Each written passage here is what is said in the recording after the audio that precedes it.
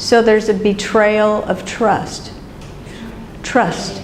So the hope would be that if we have parents, that our parents would love us and care for us, they would be sensitive to our needs, right? That they wouldn't hurt us, right? They wouldn't just only care about their own needs, or they wouldn't take out their anger on the child, right? That would be the hope, right? But when that doesn't happen, or wow, the parent does something so horrible, they feel like, wow, the child is sort of meant to trust an adult, meant to trust their parents, but now they got betrayed. Or even as someone gets older and somebody they were close to hurts them, that's maybe not a parent, or it's a boyfriend, or it's somebody, a teacher at school, or somebody was in a different role. Then that person hurts them, they feel like betrayed. Like, wow, how did that person do that to me? Does that make sense to you? Yeah. Just thinking when trauma happens to young children or when young people in youth, and who will be easily to get trauma, then like kids or young teenagers. So yeah, so we'll talk about that in a minute. Good, because you're getting to one of my next slides. But part of it is the younger you are, obviously the more affected you are, right? But we all can be traumatized later, right? People go to a war and they're an adult or a young adult and they see really horrible things. People that they were close to die, or they watch people being hurt, and it affects them, right? Now they may not, sometimes the betrayal is different, right? It might not be their parents that betrayed them, but sometimes people fight a war and they say, why did I fight for all this bad things to happen? And they feel betrayed by, might be the government, or maybe their leader, or they feel betrayed, there might be somebody else they blame. For some people, they feel betrayed by like their spiritual belief, whether it be they believe in God, or Buddha, whatever. They feel like, well, why did this happen? Because there should be somebody that makes sure everything's okay. Does that make sense? Yeah? Okay. Then people often feel pain, they feel confused, and they feel lost when there's trauma. Like, wow. Because trauma, like, sort of like, okay, we know what a bomb is, right? If we put a bomb here, everything would happen to the building, right? Well, that's a bomb, like a war, right? But if trauma for a person often feels like a bomb went on in your heart, right? It's like, oh, everything just kind of, it shook everything up inside of you. And now you don't know how to put the pieces back, right? Like if something happened to this building, wow, can we save the building? It depends on how bad it was, right? Sometimes if it's really bad, it might be like, oh, how do you put this back together? And so a person can feel that. Okay, so this is just a slide of things that trauma affects. So a lot of times trauma makes a person feel, what? You ready to say? Okay. Hypervigilant. Hypervigilant is, do you know what hypervigilant, anybody? Vigilant is, let's pretend a noise happened and I just jump and I react. Okay, people that have gone through trauma often are very good at noticing all the things going on around them. They either go one way or the other way, but sometimes they notice everything. Why did you look that way? What's happening? What was that noise? They're looking for when the next bad thing will happen. So they're like, why did you say that? Person says, say what? I know, they're reading, they're looking at the face of the person. Do you understand that word, vigilance? What? Is there a word, because that's a hard word. Vigilant, is there a word in Vietnamese, what? Yeah, Do you know that word? And did you figure out what the word is in Vietnamese? Does everyone understand the word? Okay. So that's one of the things. So I'm going to, this is too many words to look at, but this is what it's like, wow, it affects you so much.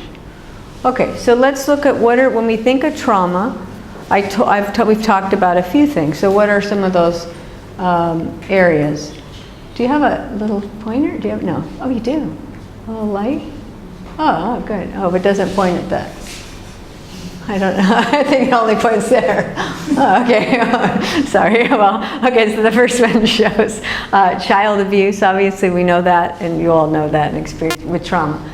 But also, like things like in the U.S., we had 911 was certainly a mass interpersonal trauma, or acts of terror, or people have known things have happened. I'm sure you've had things in Vietnam, but on the news, things that happen in Syria, poisoning, all these people that, like some terrorist group gets upset and they do something to people. It feels like, wow, you chose me for this group of people and they hurt you. And so that would sort of be a trauma, a mass interpersonal violence.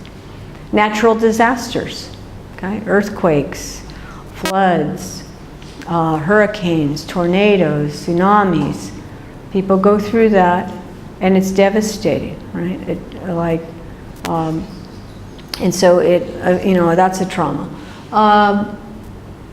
Transportation accidents. It's a large scale, like a car accident, a bike accident, could be a train accident, a bus accident, airplane crash. Those kinds of accidents are traumatic for a person. And they get scared by different things now after that accident. Fires, burns. People who have gone through a fire have been burned, often have a lot of trauma after. Now, I'm telling you all these different types because what happens is, even as we talk about child abuse, you're gonna think about child abuse, but many of the people aren't going to tell you that they've had a lot of these other things.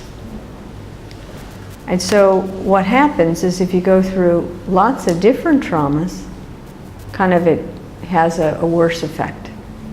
So that's why I want you to be thinking, maybe to be thinking some of these kids or these adults they went through these things too. Wow, that's a lot of lots of different things. So I said motor vehicle accident, rape, sexual assault, stranger physical assault.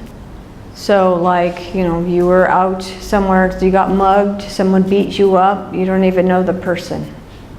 And the person had a physical fight with you. And then what we call intimate partner violence. Okay, so that's maybe you know it more as domestic violence. Do you know that term? Domestic violence? Okay, that's when in the home there's violence. Okay. In a relationship there's physical violence, or it could be sexual violence. But with that, the term that people use across the world now is, they say, interpersonal violence. And then sex trafficking. So children that are kind of sold to have sex for money. So that's another trauma.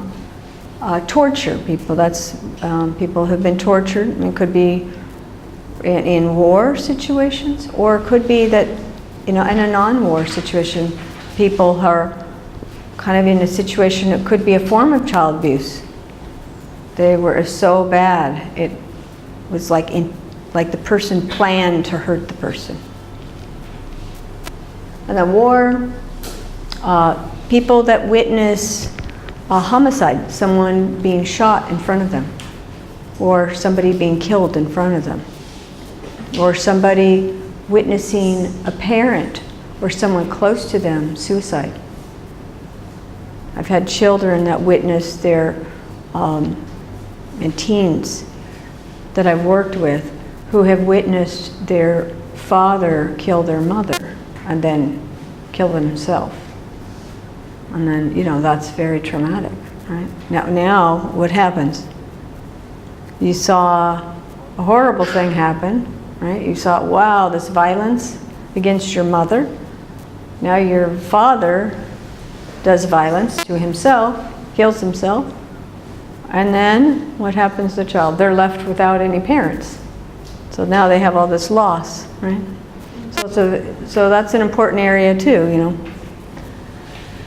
But sometimes people have that with friends. They may have seen that a friend has suicided, or they've witnessed it. A life-threatening medical condition, that's a very traumatic event. You probably see some of that in people that you help, that you're trying to offer help to. But the person living with that, it's very traumatic for them. It's very traumatic for the family to feel like at any moment this person might die. And then the last one is, they call it emergency worker exposure, which is kind of fits in with what you're doing. So that people that are at risk for trauma are people that are very close to people that have gone through trauma. Why they say emergency worker. People that go in and actually in war, and they go and they get the bodies, or they help the nurses that help people that have been injured. They're at risk for really having much trauma, and the effect of trauma. But some people, when we go and help people emotionally, that's why we have to take care of ourselves. We help somebody emotionally, listen to really hard stories, and we really listen, and it's like, oh, our heart, feels so sad for them, right? That we can be at risk. That's why we need to know how to deal with the information, so that we don't, feel so traumatized. Does that make sense? Okay, any questions? You have to take care of yourself. Yes, so that's why you have to take care of yourself. So we're going to, because either you get really, it's so much for you, or you feel, when you take care of yourself, you feel energized. Oh, I'm part of the good things in life to bring good, which is helpful for us. Yes, were you going to say something? No? Okay. Okay, so this is just these are like the emergency, those people that are right there. Firemen, police officers, people that are nurses, they're all very much people that can be affected by trauma. Fire.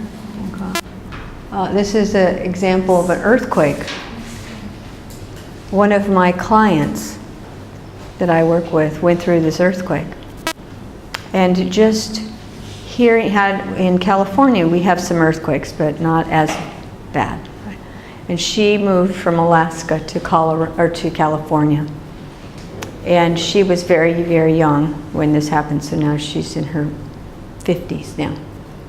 But she had a little earthquake in California, like just nothing. Her house was fine, nothing happened.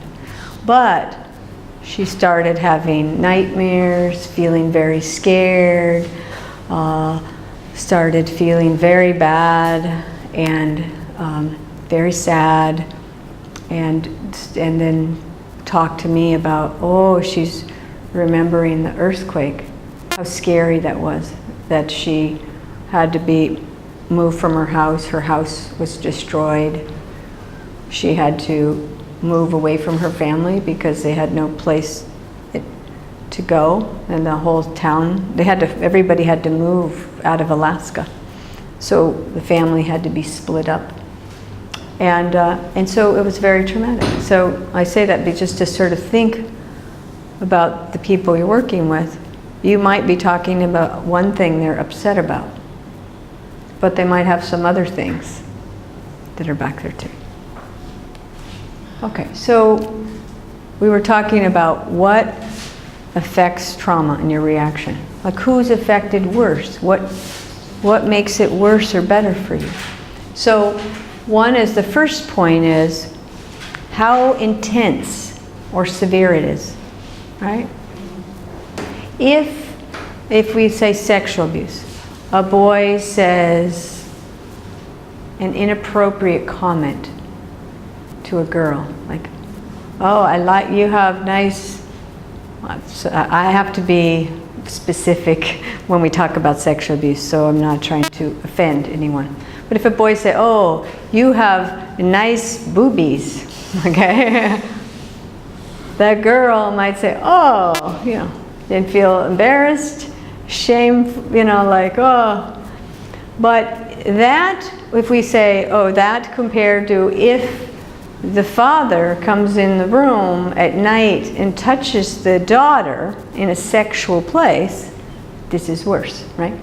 So in terms of the effect, doesn't mean that this person, when the boy said that, that didn't make her feel embarrassed, sad, and that was not okay for the boy to say it that way.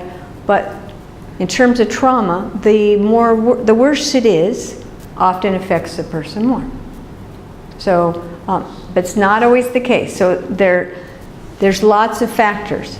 There are some people that say it seems more mild. So if we look at it, okay, there's a brain hook. Oh, did I just? Oh, okay. Okay. So.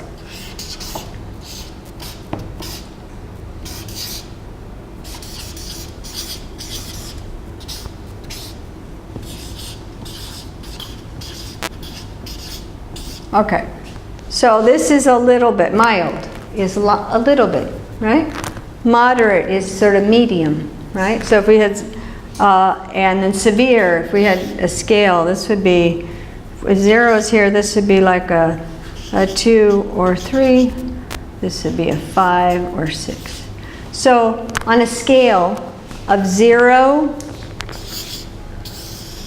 to 10, severe is 10, right? It's like, oh, really bad, right? And 0, it's not at all. We don't think of it as stressful. Okay. If the girl, we changed the story, and the girl said, the boy said, you're cute. It's not sexual abuse. The boy says he likes her. If she doesn't like him, she says, you know, I'm not interested, and she leaves him alone. But it's not sexual abuse. It shouldn't be considered trauma, right? It's normal. People do that.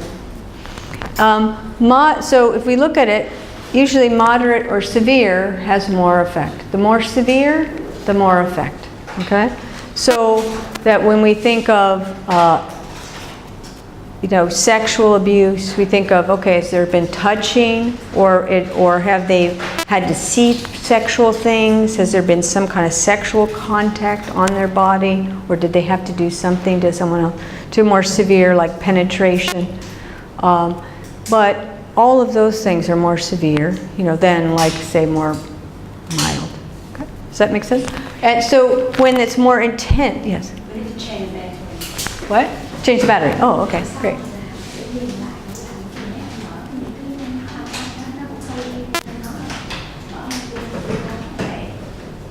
The next, we're good? Okay.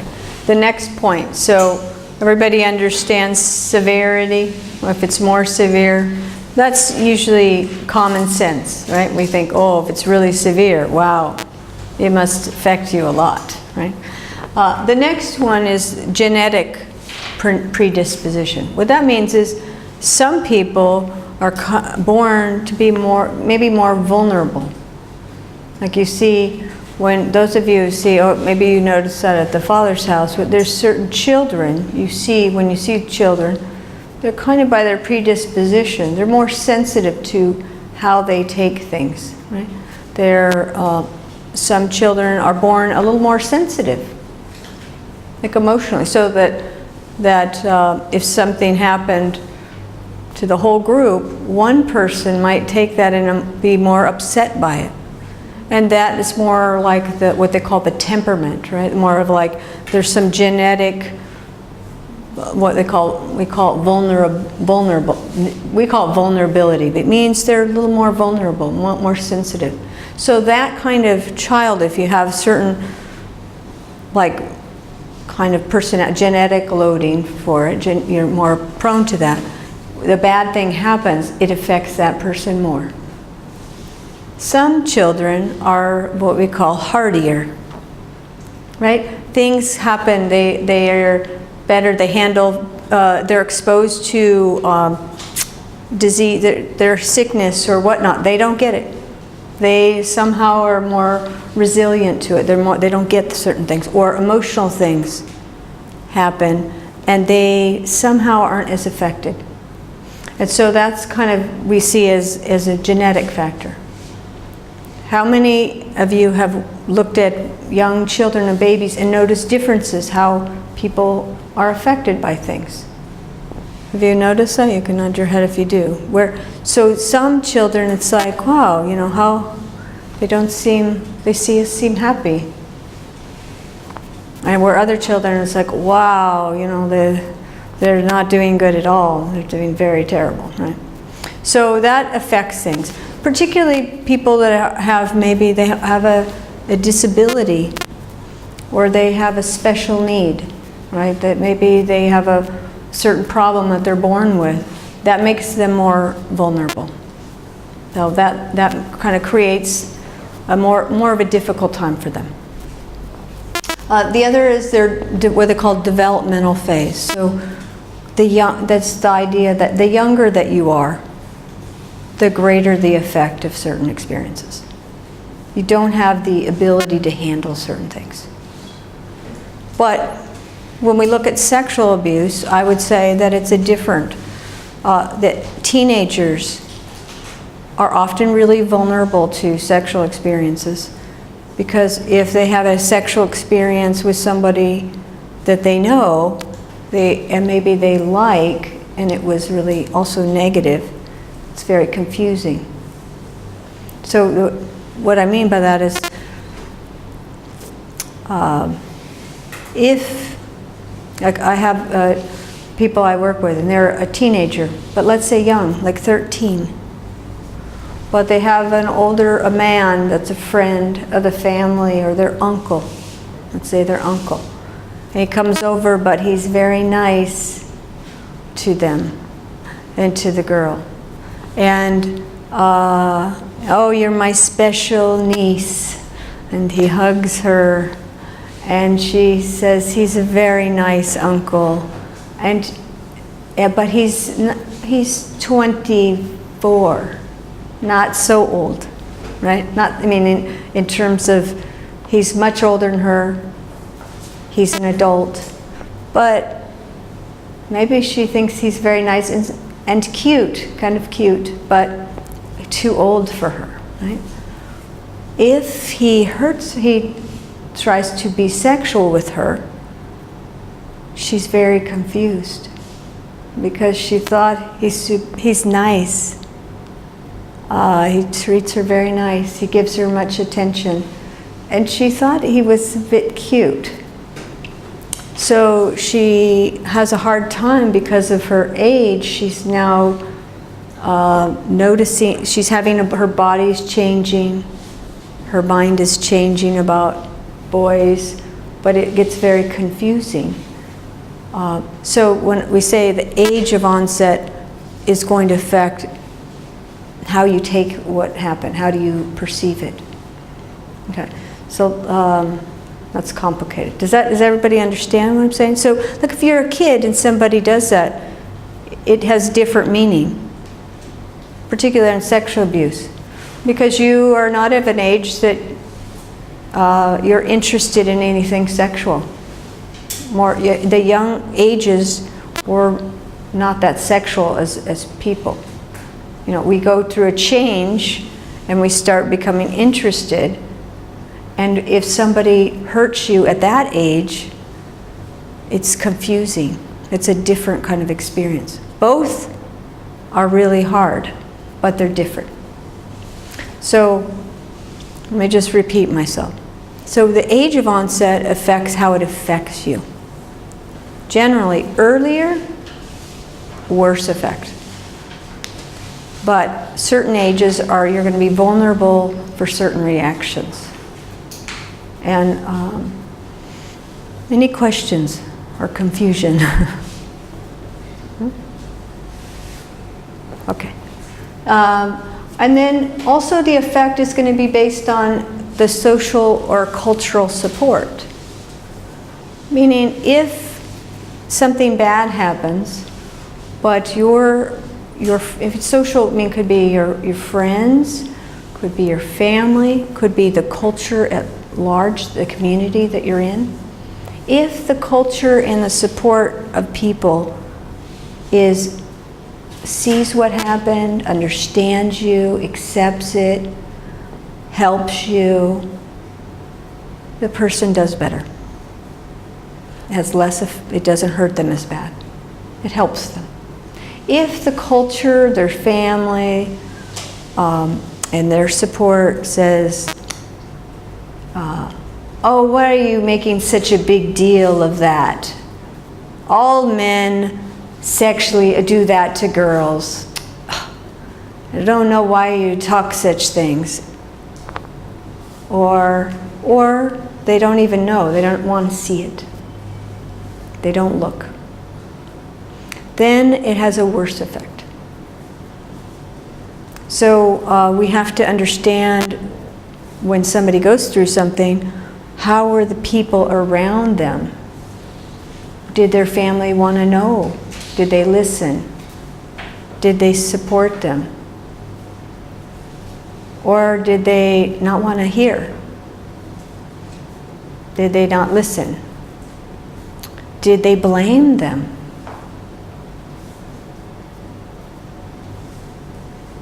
Now sometimes, or a lot of times, children or teenagers, we don't tell anyone because they don't think that there's support there, and they think somebody's going to blame them or shame them, or are embarrassed. So they make an assumption. I mean, they think that the people are going to have a negative feeling about them for what they went through. So then they don't say it at all. Does that make sense? So this is where it's also important in terms of your role, is that we can help people even now, after bad things happen, to improve their life by being more supportive, right? So the encouragement that Lon is talking about, that we can encourage by listening, right? By wanting to hear, by saying, it's okay to talk.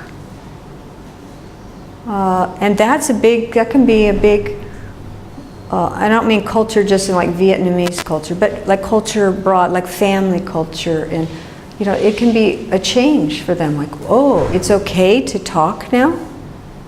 Like, that's a change. And to say, oh, they say, and that they aren't blamed, or it's okay to share your feelings, that's like can be very helpful with them.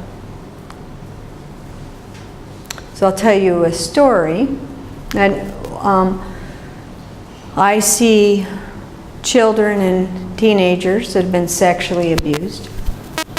And I saw this one boy who was sexually abused. And he was sexually abused by an older, he was maybe 10, 10. And he was abused by like a 17-year-old boy.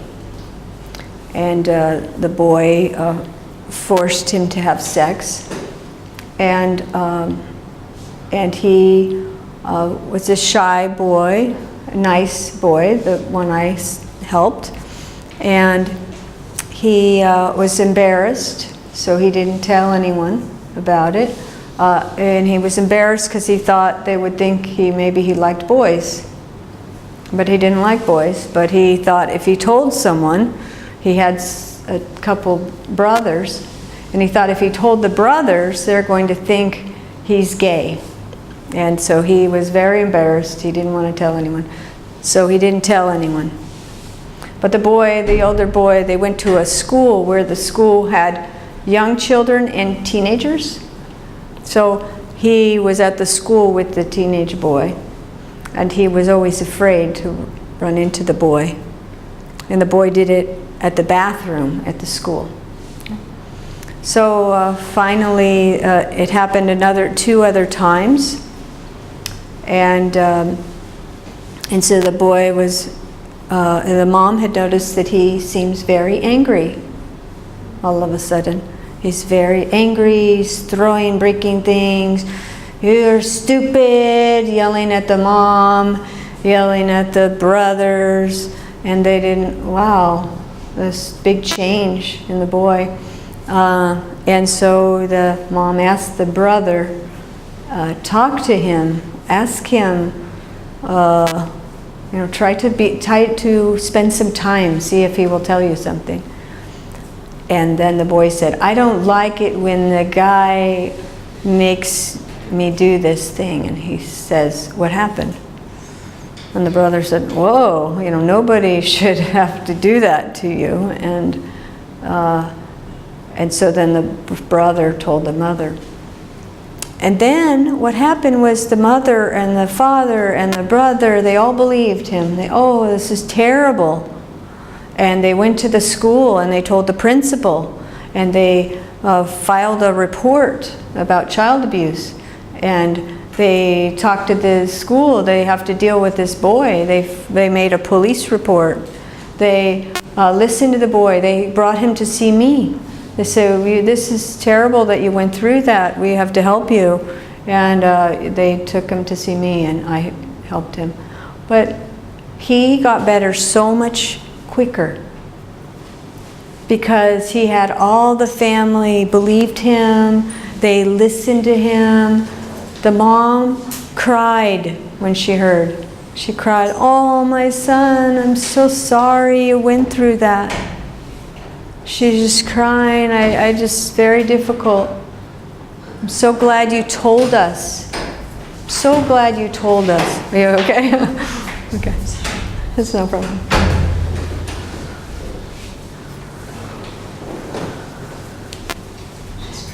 What? Oh, okay, yeah.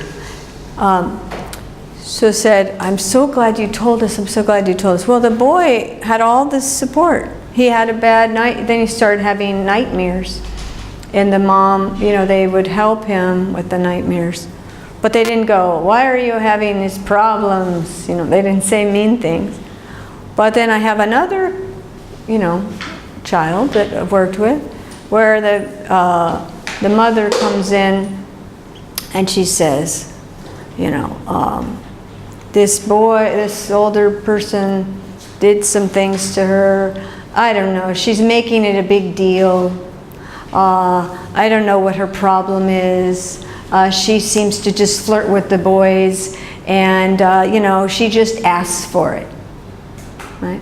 It's just, she asked for it, and I said, well, we had to report it. In the US, you have to report this as child abuse. So I said, well, we have to report this. She says, yeah, but she's always been a problem child, and she probably just wanted this to happen. And so the difference, that the daughter, and that she goes home to a mother like that, can she talk to that mother? Do you think she can tell the mother her feelings? No. So that it makes a huge difference, that person has a harder time because the culture and the environment really shames her, makes her feel bad, makes it feel she did something wrong. Where the other culture, the boys' culture that he was in, they were so supportive. They wanted to help him. They got him help. And he didn't feel like, he knew it wasn't his fault because they kept telling him over and over, it's not your fault. So those are two different stories to explain that. Now the other thing is that you'll see with your kids that prior trauma, if a person is hurt and they're like, like you said, you have some women that have, or teens that have come out of rape, right? They have a child out of rape or something, right? Is that what you're saying? If in case in the future. Oh, in the future. Oh, okay. Okay, but some of them might have been raped, right, as an adult. If they had prior abuse or prior other traumas that I listed, they're likely to have a worse response. Because it's almost like you've had so many things happen. This feels like one more thing that makes everything feel very, very big, right? Almost like if you had, imagine your brain here, right?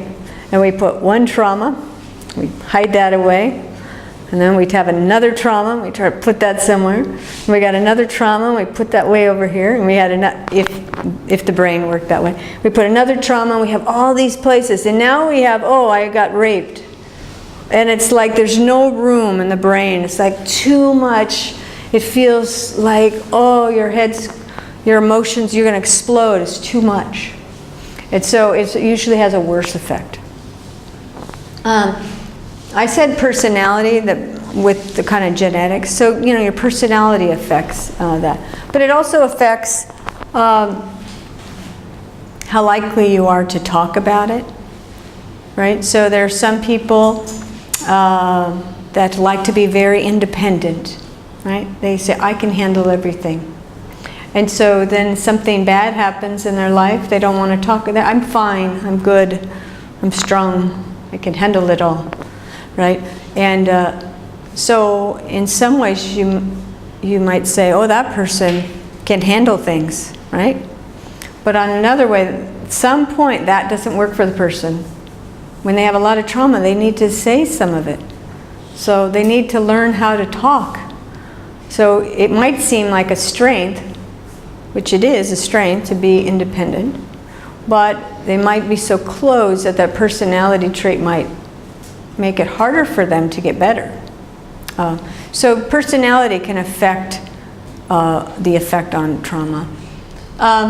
Also, everyone has different ways of what they call resiliency, right? So resiliency is your ability to handle things, right? So some people have, wow, it seems like bad things happen and they're just very strong, right? They have a great ability to handle and cope with things. And some people don't. So that's it. And then, okay, that's fancy. Cognitive appraisal of event. Don't worry about it. Understanding that. That means how you think about it. So we are affected based on how we think about it. If an earthquake happens, okay, and I say, God is punishing me. I think that. God is punishing me. I know I've done all these bad things, and bad things keep happening to me, and now God is punishing me. If I believe that the earthquake, or if I was my patient, and I believe the earthquake, that big earthquake happened because of me, that's going to affect me more. Or I believe God is now going to do this to me. That's like a worse effect than if I say, oh, it's a bummer. Earthquakes happen. I live in California. Earthquakes happen. I didn't really think anything negative about it. I thought, oh, I don't want the earthquake, but I didn't think it was about me. If a person like the example, the boy, says to himself, that boy did a bad thing to me. That older boy, he told me he's sick, he's got a problem. He was getting mad about the boy. That he's sick and he shouldn't do that, and if he gets out his thoughts and can keep it about that boy did a bad thing to him, he's going to be healthier and do better than if he says, I'm the problem, everybody does this to me. If he thought, oh, maybe I am gay and I don't even know it, and then the guy picked me because of something about me, And so he thought of all these qualities of why that will affect how the trauma affects you. Does that make sense? Okay. And then betrayal. So if there's more betrayal, it's a worse effect. I mean, usually if we get hurt or something bad happens to us, and it was somebody close to us who did the thing, it's worse. Right? If the earthquake happens in California, and I say, oh, earthquakes happen in California, and I deal with how it affects my house, it will be hard, but I won't personally feel like I did anything wrong. I won't feel betrayed. I can have friends who also had the earthquake happen to them too, and we can talk about, oh, did your dishes break? Did you have a problem? You know, nobody feels bad. I mean, they feel bad about the earthquake, but they don't feel bad about themselves, right? It's different than if somebody close to you, you trusted, they hurt you, they betray you. That has a worse effect. Okay. Oh, what did I do? Did I just turn this up? Okay. Oh, there we go. Okay. Okay, so I'm just going to go over this quickly. So we're talking about all the areas that trauma affects you. It affects the first one. It affects your thinking, how you think about things, right?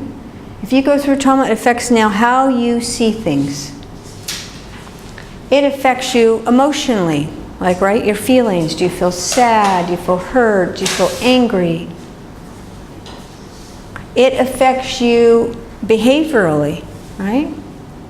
You might do things because of what happened. You might act, how you act, right? Maybe you get scared, so you shrink back. You don't want to try anything, so you don't do so many things. It affects you in your body. So some people, one of the areas that they get affected is they physically feel it in their body. They kind of absorb it emotionally, so they just feel sick. So some people go through trauma and they don't talk about feeling sad or depressed or hurt. They just say, I have a tummy ache, my heart hurts, I feel nervous, and they feel sick. And so they don't say that they're emotionally hurting, it's more physical. And then it affects their sense of who they are, your sense of yourself. So maybe you feel bad, like you're a bad person. You feel like there's something wrong with you. And sometimes when people have many bad things happen, lots of traumas, that they feel like they have a sign on their forehead, hurt me, on their forehead. That they keep going, people just keep hurting them, and they almost feel like there must be some sign that says, hurt me, do something bad to me, I'm a bad person, And then the last one is it affects people interpersonally. So these are the areas we're going to talk about throughout. So it affects interpersonally, means it affects their ability to relate with other people. Right? If you think something's wrong with you, you're bad, and that's why bad things happen to you, well, how do you talk to other people and have maybe share your thoughts or your feelings? Because you think maybe they'll think something bad of me. Maybe they'll find out. Right? Okay. So one thing that trauma affects is it shatters this idea that we would have about the world. Most of us would grow up with this idea that there's something about the world that would be that good things happen to good people, right? We would like to believe that. So a lot of people might want to wish that, well, good things, and children too, good things happen to good people and bad things happen to bad people, right? But it's not the way it works, right? But because lots of good things, like the bad things, happen to good people. But when you're young, you have a very naive, view of the world. So you say, oh, it would only happen because I must be bad. So trauma affects that idea that oh, there's good people in the world, the world's good, the world is, it makes sense, it's meaningful, and they just good things happen to good people. And so what happens is that it shakes up this world that, wow, maybe the world's not a very good place. It's a scary, scary bad place. And it kind of makes one look at the world in a different way. And particularly, like if the person hadn't had as many bad experiences and then has a bad experience, it feels like, whoa, everything about the world really changed for them. Now, in many of the kids you work with, their assumption about life was shattered very early, probably. So they just, when more bad things happen, it just like confirms it. Yep, I must be bad. So it just confirms their belief that, oh, bad things just keep happening to me. So that's just kind of a picture, sort of aftermath of a woman that had been like raped or physically assaulted. And so kind of the feeling of powerlessness. Okay. So I think I talked about a lot of these themes. So some of it is with trauma, there's this feeling of powerlessness. But I'm going to talk about the ones I didn't talk about. When someone has an experience, and it happens over and over again, they often feel victimized, right? And they can now kind of feel themselves to be a victim, and bad things happen, and they can act in some ways that they feel like they kind of shut down, right? They just feel very powerless, very helpless. They don't have a sense of control. And they feel this sense of shame and self-blame. So what I mentioned before, they're thinking lots of negative thoughts about themselves. And it just causes people to kind of feel like a lot of negative feelings inside of them.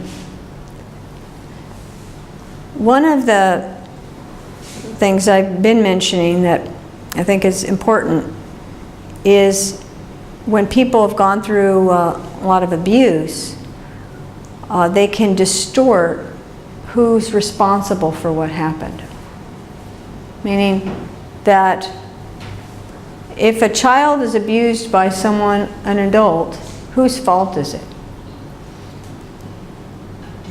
Adults, right? But if you're a child, it's hard to challenge an adult. They should know. They're older. As a little kid, you think they should know. I mean, they're your parents, or they're the teacher, or they're whoever, this is an older person. They should know. They're older, bigger, smarter. They should know.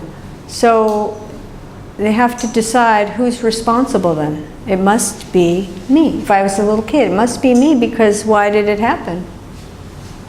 And so what happens is then there's a tendency in a lot of situations where they say, why did it happen? They blame themselves. The responsibility goes on the wrong person. And so that's what we have to help people by understanding them, by listening, that isn't the case. So, and then this is often, they feel fear, horror about what happened, and helplessness. Okay, so this is an example. When somebody goes through trauma, this is one of my clients who could not really talk about what she went through in her life. And she was very good with art. She liked to express herself. So I said, try to maybe tell me with your paintings what you feel. And so she started painting. Because when I met her, I was an adult, and she'd been raped, and she had been sexually abused for like over 10 years by her brother. Raped her repeatedly, many times. And she couldn't talk. She would just sit there, just very she'd be in the chair, and she would just put her feet up, and she would just kind of like look at me sometimes, and she would be like shaking, and I'm trying to talk to her. And so she can't talk with me. So I would just bring art supplies and say, okay, can you maybe draw something that you're feeling? And so she started drawing it.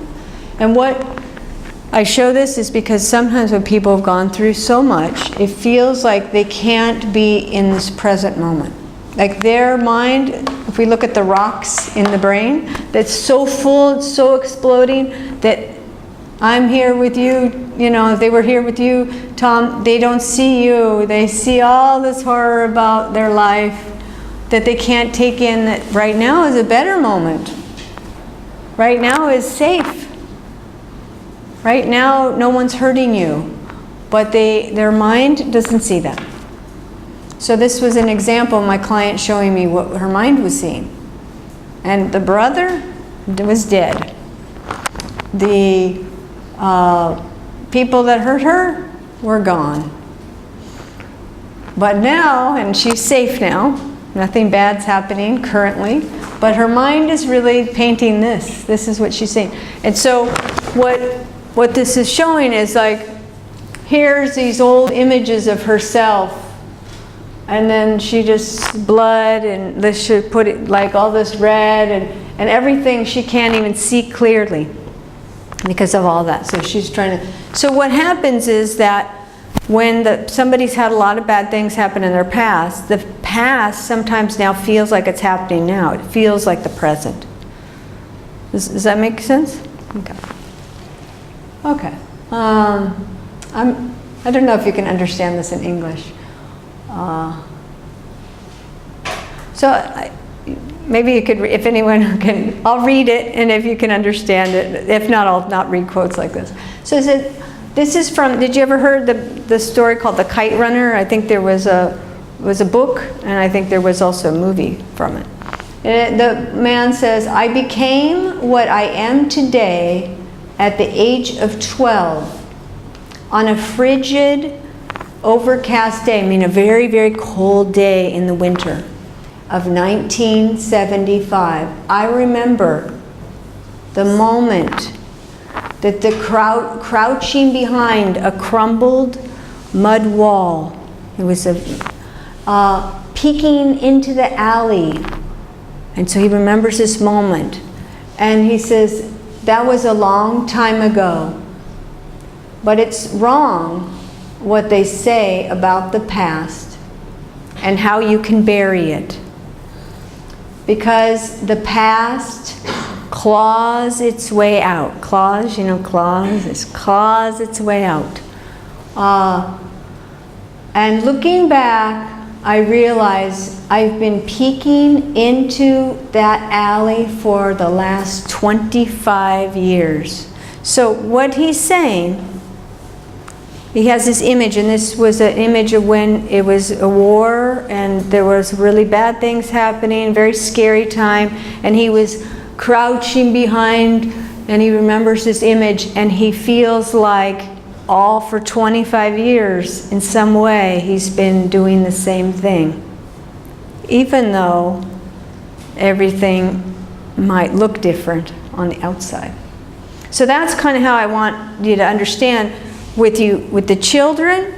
You know, they may be closer to when the trauma happened, so it may not feel as far. You're going to help them deal now. As you get older and farther away from the bad stuff that happened, they still might be feeling this. They just may have more difficulties talking about it. And it's important for them to get that out because it still often haunts people. Okay, let's. So how does trauma, it affects you, your emotions, okay? How does it affect regulation?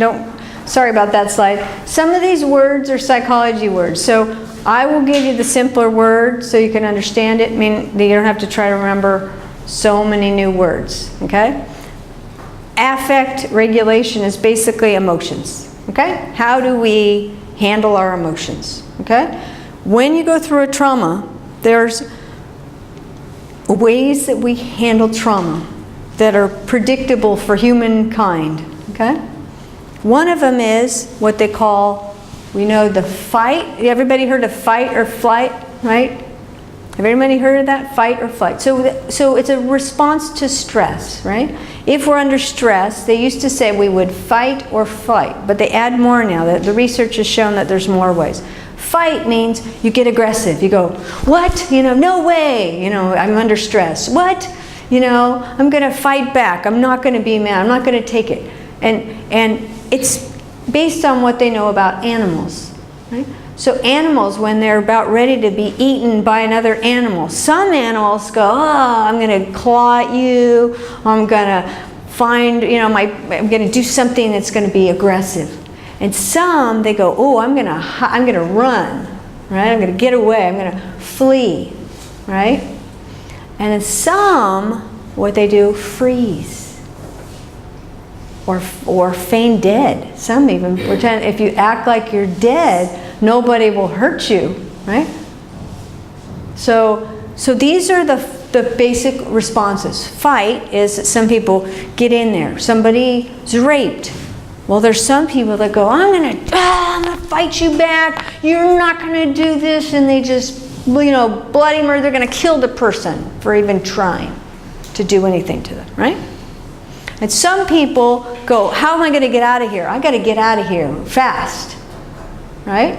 But then maybe, what if all of a sudden you're in a situation and go, well, this person's way bigger than me. I can't fight them. And I can't run fast enough. I'm a little kid, you know, this person. So what you might do is you might either freeze, okay? A lot of times they don't know what to do. That's what kids do. And what that means is you shut down, you don't know what to say, hope it's over with soon. And feign dead could be that some people do this where they freeze and they kind of feign dead, is that children, they'll pretend they're sleeping. Somebody's abusing them, they'll just pretend like they're sleeping. Hopefully it'll be over with soon. Maybe they'll leave me alone because I'm sleeping, right? And it still happens, but you know. But that's their way of coping. So this is important to understand. So maybe you could think about for yourself. When you're under stress, what do? Does anybody know what you do? Like some of you might go, I'm going to get fighting. No way. You know, like kind of. Some of you might go, oh, I just want to leave. Conflict happens. I got to go. I have an appointment. I want to get out of here. I don't like this. This is uncomfortable. So you want to find a way to flee, get out of there. Some of you might just kind of freeze too. Might go, I don't know what to say. I don't know what to do. I feel blank. And it's nothing to be ashamed of because we automatically do that. Animals do that.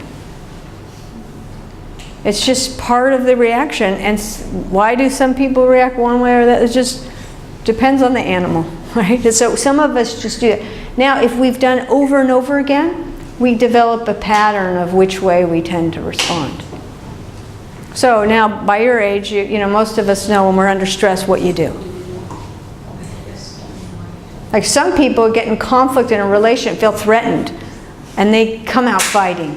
Maybe not physically, but they might go, what? You know, they're very mad, and they're like, and some people go, oh, you know, they just like, I'm out of this relation. I'm out of here. They get out of it. They leave. And then some people just go, the person starts around somebody who starts raising their voice or getting upset, and they just go, I just feel, I don't know, I can't think. I feel bad, but I'm frozen. So it's helpful to think about that. Anybody, willing to share what way you might respond when you're you can talk about it as you're stressed, because this happens even now as you're stressed. It doesn't have to always be trauma, but it is a response to stress. Are anybody a fighter? What? Yes? Okay. So that's the like you said, the no, you're good at no, but yes is harder. Okay, that's okay. You're more a fighter? Like you're not taking it. But for some situation, Situation, okay, some situation. Okay. Yeah, so in some situations that's actually really helpful, right? So how many of you want to leave? Okay, I want to get out of there. If it's bad, I can get out of here. I'm going to find my exit. Nobody's like that? No? What? You rather sometimes, yeah. So, and then anybody freeze? Anybody just sort of like, I don't know what to say. I'm just sort of, no one? Somebody? Nobody wants to say. It depends on the What? situation. It depends on the situation, yes. So that's important to understand when we, now I'd say it for ourselves to kind of understand it's helpful. And it depends for me on the situation. There's some situations it's like, I'd rather avoid it. I'd rather just get out of that situation. And so it sort of depends. But I think it's helpful to understand when you look at the kids, right? Or you look at whether you're adults you're working with, how they respond.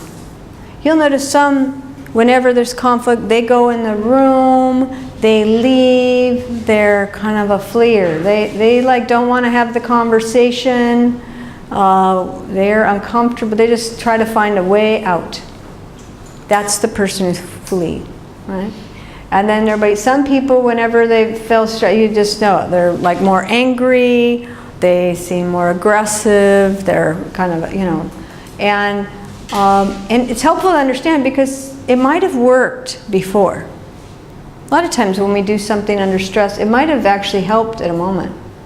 But then later on, when we keep doing it over and over again, sometimes when we're adults, it doesn't work so well. Sometimes it's not as helpful anymore. Like if you think about a girl or a boy and somebody comes and they're going to hurt them at night and that girl or the boy pretends they're sleeping.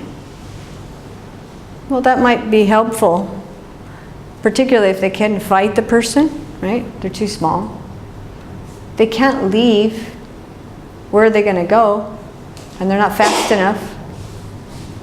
So if you pretend you're sleeping, it's probably a good strategy. Maybe you don't feel as much shame. You can just pretend this isn't happening. This is a dream. This really isn't happening. I'm just sleeping.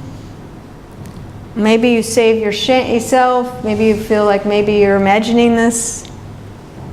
And maybe they'll stop. Maybe they'll just realize you're hoping, So it actually would be helpful, right? In some ways. Particularly, like sometimes when people fight back and they're like raped, they actually get hurt more. They're physically hurt more. They usually come out with more injuries. So some cases, fighting back does not work because they actually get hurt more. So it's helpful. The way I like to understand this is to understand, it might have helped in this moment, but how we help them maybe learn another way now. Because we want to have more options now. We want to have new ways of dealing with it. The other way that trauma affects your emotions is it tends to have you go one extreme or the other. All right? So on one hand, some people have gone through so much that they overreact to things now. They've gone through stuff that they become, a little thing happens and now they're so upset. And it seems like it's not about right now. Why a kid can be upset. Why did you take my, they're very upset about this other kid doing something. And it's like, it wasn't so big of a deal right now. It's not a big deal. But they overreact, okay? And then a lot of people underreact to stress. So they underreact to that they're not even noticing the thing. They're not aware of their feelings. They're not aware of how stressful a situation is. They're like disconnected. So it kind of affects people both ways. And what happens is people have a hard time now dealing with their emotions. They can't tolerate them. Tolerate means you can sit with them. It's okay to feel sad and I can handle it. right? I can feel sad in this moment and go, I can breathe, I can be okay. They can't. It's like, oh, this is too much, I can't handle it. I don't want to feel this way, it feels horrible. And so they don't know how to deal with that. So let's try to understand them. If you have all these bad things happening and it's too much for you to handle, usually what happens is people shut down emotionally. Like too much of something, you just go, I can't handle it. And so it's like then the person doesn't learn how to handle emotions. They just almost become what I call flatline. Does everyone understand flatline? Flatline is like you just like, why don't you try to ask me a question? Can you ask me a question about an emotion? Yeah, just like, say, how are you doing today? How are you feeling today? Can you ask me that? Something like, could you tell me something that just maybe 1 or 2 days ago that unexpected thing happened to you? That kind of question.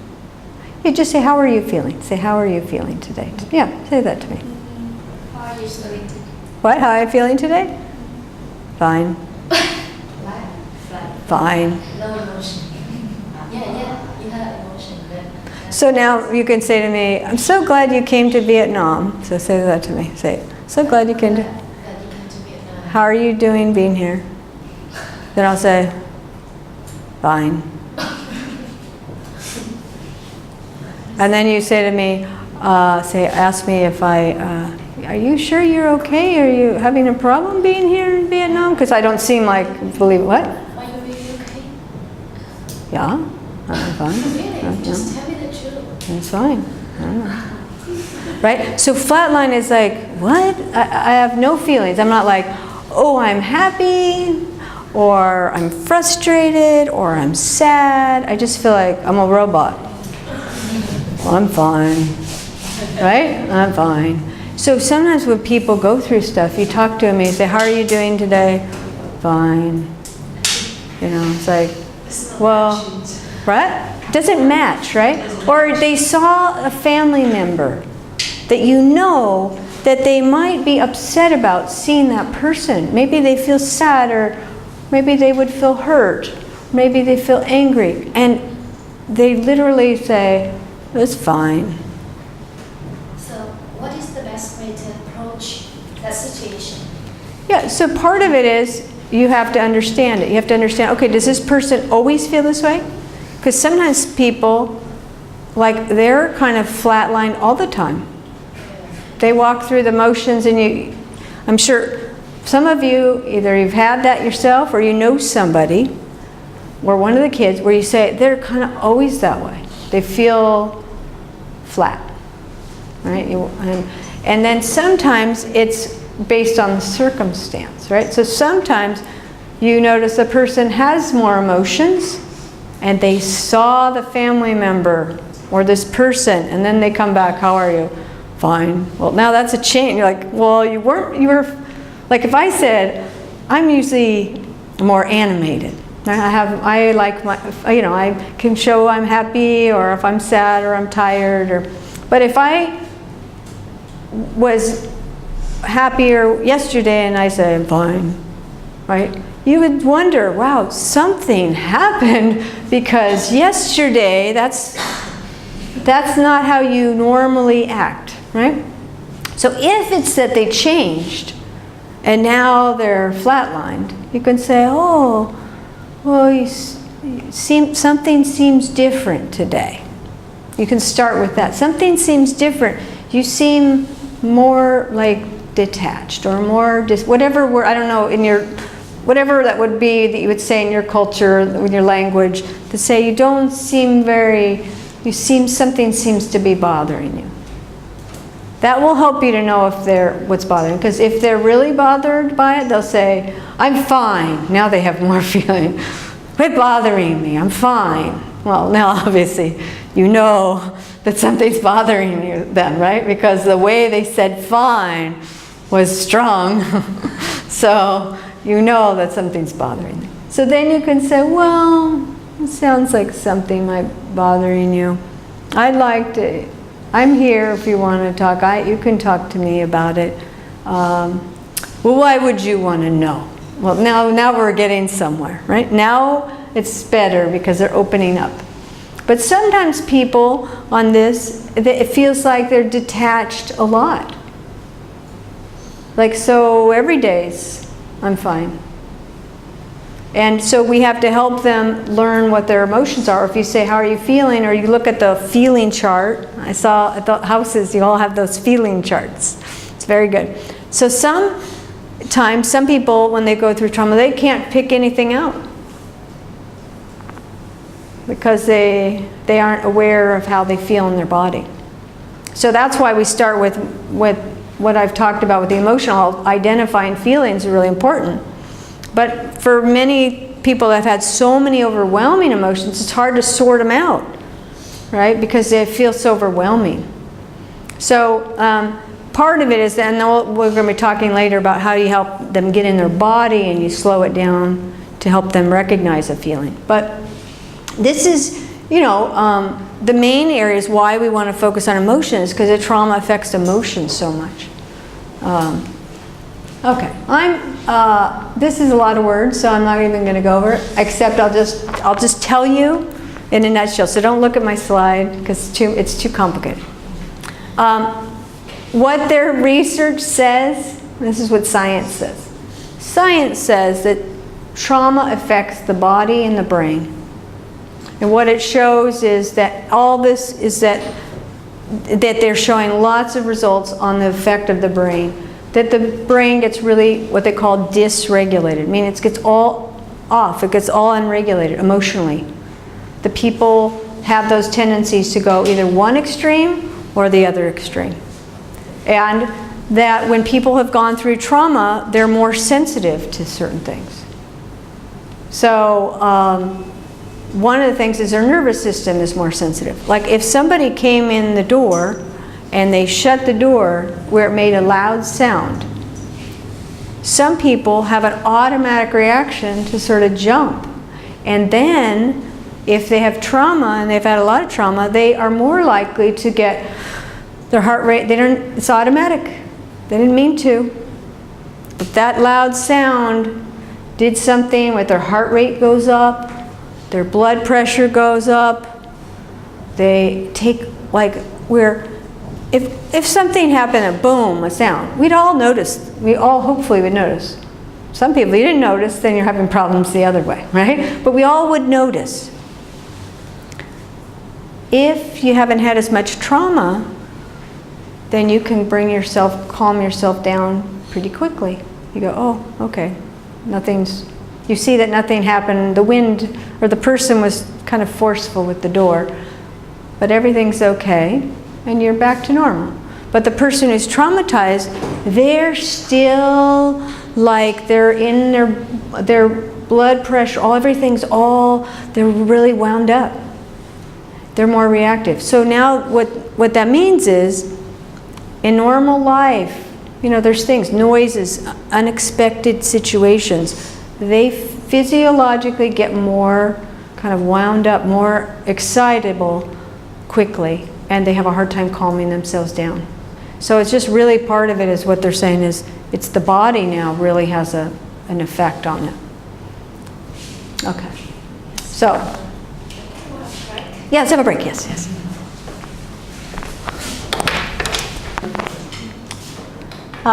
So one other thing I wanted to say about what I was talking about, the science about the effect of trauma. So the other thing that the science has been showing us is that when people get emotionally overwhelmed, it affects one's ability to think. So that when people have been under a lot of stress and abused, their ability to kind of think through things, plan things, when they're emotionally upset, is really affected. So that's kind of an important thing to look at in terms of children, in terms of people's ability to sort of plan ahead, one's ability to look towards the future. Sometimes that really gets affected. So one of the things what's helpful I was saying one of the things that's helpful for when people go through a traumatic experience is the support that they get. But what also is helpful is what they call experiences that help people regulate their emotions. Meaning, like this image is a kind of a mother-child, kind of look. And one of the things that's really helpful to help someone deal with trauma or stress is that experience of being connected to somebody really close to you, right? So that ideally would be with your, person that took care in the beginning, but often people can have somebody that substitutes for that role, and that's with somebody that's they're close to. And it might be, if you notice one of the things in this image is it's really close, somebody looking at you in the eye, somebody really sort of noticing what's going on with you. So children that get that kind of experience do better in life. We just know that. And that helps one to regulate their emotions. So that when the child's crying and their mom looks at them, holds them, comforts them, we all know the child calms down, right? And the same thing is true with, as we get older, that's the thing that helps, is that's what helps regulate. What they're finding is all the research, they've done a lot of research on this, and what they're finding is sort of a basic human truth, is that we just do better with more soothing and comfort. And when we're distressed. So we don't, when we're distressed and somebody's crying, upset, it doesn't help, even though people might tell you, it'll be fine, just, suck it up, That's what they say in the US, suck it up. So it means, like, it'll be fine, just get over it, kind of thing, right? And that doesn't help someone feel better, right? If you're having a hard day and you tell somebody you're having a hard day, what helps? Usually it's understanding, somebody listening. Oh, and sometimes it's like, oh, I'm so sorry you went, oh, sounds hard. It doesn't really help to just say, I don't know what you're getting so upset about. Quit having the problem. That doesn't make anything better. And so what they're finding is that it's really this, like somebody listening, matching your emotions. So matching meaning that if, Tom, you look very sad today, and then I say, how are you doing? And say, I feel sad, a little down. How are you feeling today, Tom? Yeah, I'm sad. It's gonna be a great day, It's just, that would not match, right? I'm not matching Tom's experience. But if she says, say it again, say, how are you doing today, Tom? I'm sad. Oh, what's going on? Something happened, so. Oh, that sounds hard. Well, when did you start feeling like that? Yeah, like after getting up this morning, I feel that way. Anyway, so. Well, do you want to talk about it? Yeah. Okay. So what the point of this is that I want to match my tone of voice, my icon. I want to match the person where they're at. I don't want to be way up here, happy, if they're down here.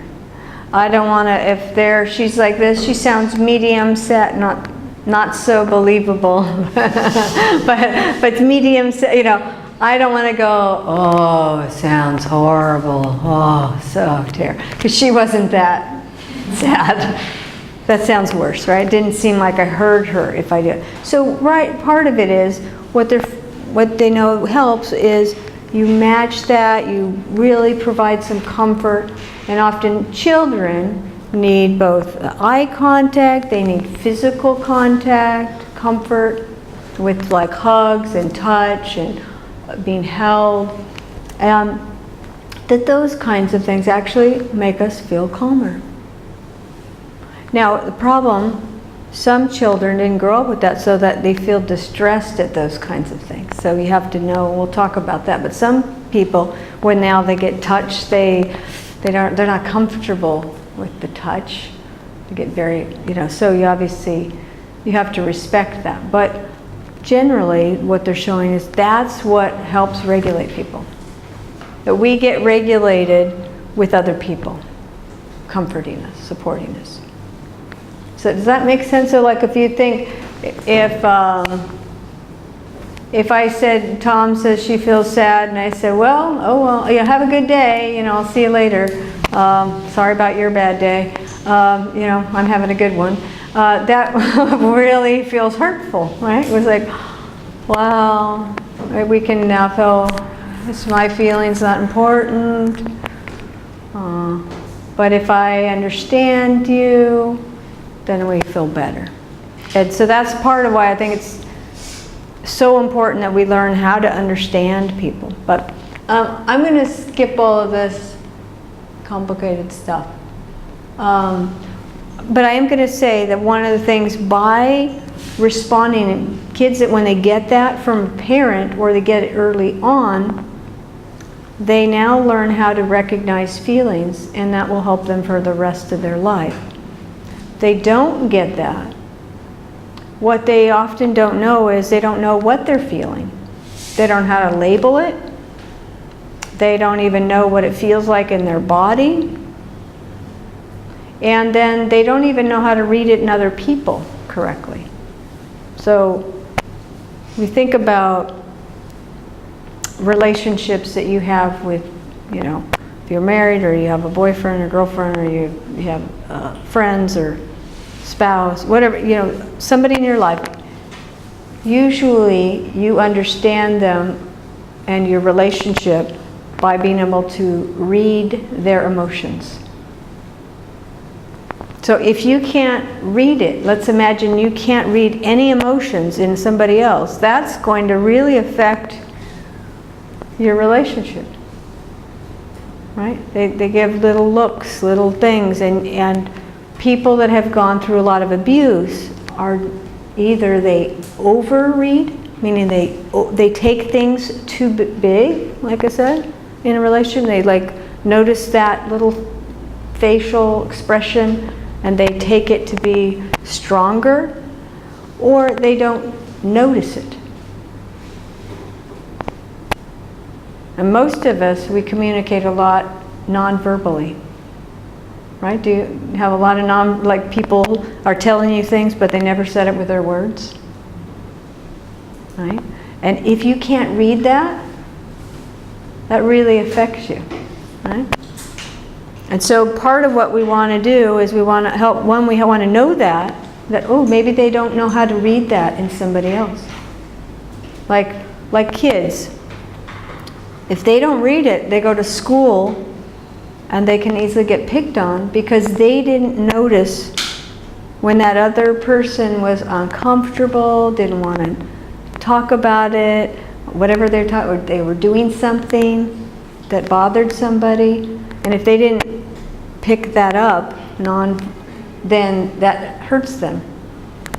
Then a person might think of them in a negative way. Do you know what I'm referring? Do you know what I'm talking about? Let's say a girl or boy goes to school, and the other boys might give them a message, not with their words, but they give them a message like, we don't want to play with you, or we don't want to play the game you want to play, or we're not interested. And if the boy doesn't read that message early, they stay too long, they bother the kids, then the kids might say something mean, right? They don't pick up in those little cues. Sometimes we give clues, right? And so if they don't pick it up, then they are going to have problems, because a lot of our communication are these little cues, right? If you're meeting with somebody, in American culture, if you're meeting with somebody and you don't have a specific time it's ending, but somebody keeps looking at their watch, what do you think that cue, what would that tell you? They're busy. They're busy. They have to end soon, right? So we won't have to say anything. I could just say, oh, well, anyway, I know it's about time. We probably got to go. And we end, right?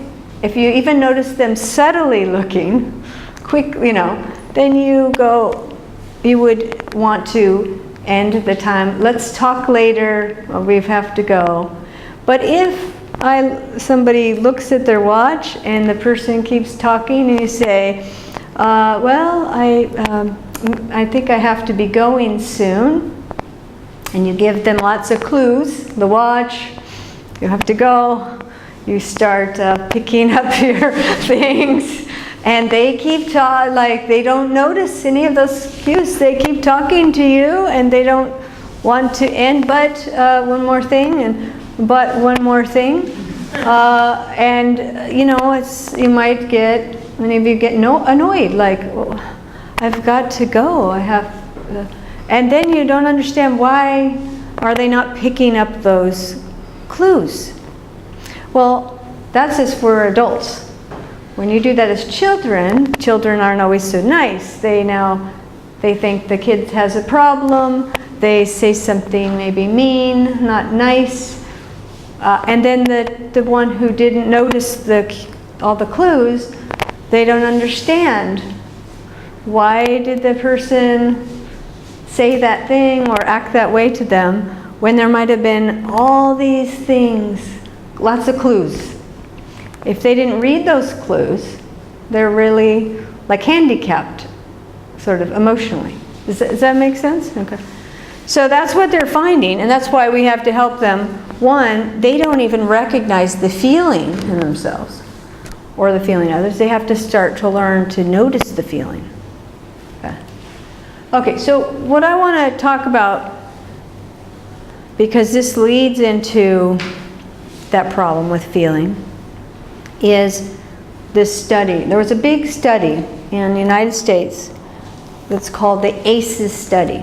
And what ACEs stands for, ACE, adverse, meaning bad, negative things, childhood events, okay? And they did a study, not about abuse, but just what they call adverse childhood events. And they looked at 10 adverse child events. And they determined, did research to say, okay, how do those adverse child events affect someone? Now, the interesting part of this research is what they were wanting to look at was the effect of these experiences on health. Because what they were finding in some of the hospitals and medical centers is that there are a lot of people that seek medical treatment that really, they have a lot of adverse childhood events. And so they were wanting to know, do those effects affect one's health? And so that was the study. It's very interesting, so I'll go through. And so they're looking at, here are the 10 areas. Physical abuse. Did a person have that in their childhood? Did they have sexual abuse? Did they have emotional abuse? Did they have physical neglect, like someone didn't take care of them, provide for them? Was it really hard? Did they have emotional neglect, like somebody didn't attend to how they were feeling? Was their mother treated violently? Was there domestic violence in the home? Did the mom get abused? Did they witness that? Did they see that? Was there substance abuse? Somebody had a problem with drinking, or someone in their family had a problem with drugs. Did they get exposed to that? And did somebody in their household have a mental illness? Maybe they had a serious depression, or they had a parent with schizophrenia, or they really had a very serious mental illness. And did their parents, were they separated or divorced? And then the last one was a parent in jail. Did they have a parent that was away and had been incarcerated and had problems with the law? And so those were the 10 areas. And here are the questions. So I'm going to go through the questions, but I want you to take it for yourself, okay? so that you can see what your risk is, okay? You don't have to share your score, okay? But you just think of it yourself. So number 1, did a parent or other adult in the household often or very often swear at you, insult you, put you down, or humiliate you? Or did they act in a way that made you afraid that you might be physically hurt? So then if you would put 1 if that's true, 0 if it's not. And the second one, did a parent or other adult in the household or very often push, or grab, slap, or throw something at you? Did they ever hit you so hard that you had marks or were injured? So 1 would be yes, and 0 would be no. Did an adult person at least 5 years older than you ever touch, fondle, or have you touch their body in a sexual way? Or did they attempt, like they tried but they didn't really do it, or actually have oral, anal, or vaginal intercourse with you? So it could be any kind of sexual touch, or it could be something more serious like oral, anal, or vaginal sex. So the yes would be 1, 0 would be no. Did you often or very often feel that no one in your family loved you or thought you were important or special? Or your family didn't look at each other or didn't look out for each other, or they didn't feel close to each other, or they didn't feel like they supported each other? So 1 would be yes, you relate to that. 0 would be no, they don't. And number 5, did you often or very often feel that you didn't have enough to eat? Or you had to wear dirty clothes, or had no one to protect you? Or that your parents were too drunk or high on some kind of drugs to take care of you or take you to the doctor when you needed it? So that would be yes would be 1, 0 would be no. And then 6, were your parents ever separated or divorced? Was your mother or number 7, was your mother or stepmother often or very often pushed, grabbed, slapped, or had something thrown at her? Or sometimes, often or very often, kicked, beaten, hit with a fist, or hit with something hard? Or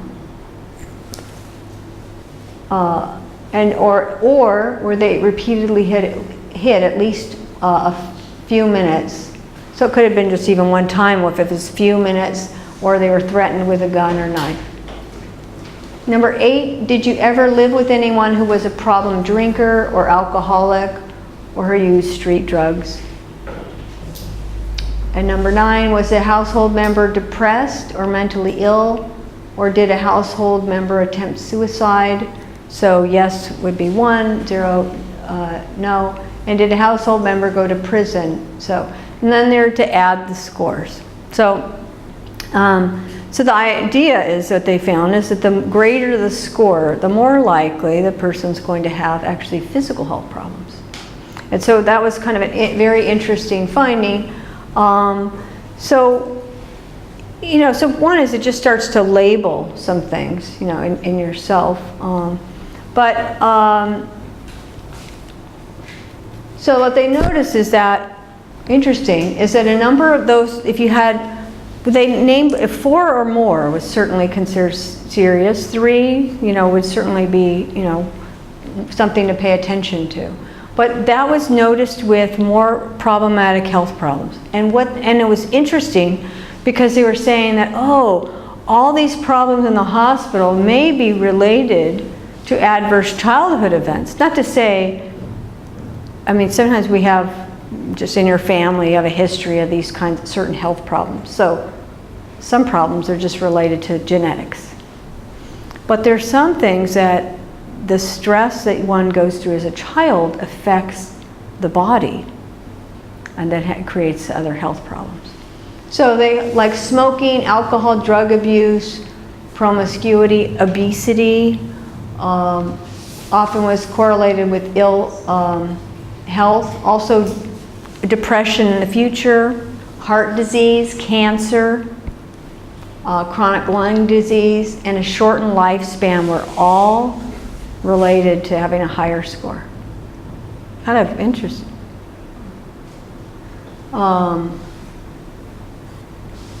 Okay, so that's the main point.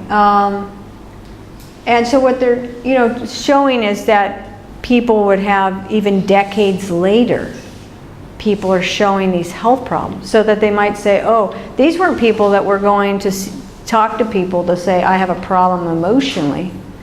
These were just people that reported this in their history. And often were people that were working people. So it wasn't people that were really, they were functioning okay in their life. They just were having a higher number of health problems. So.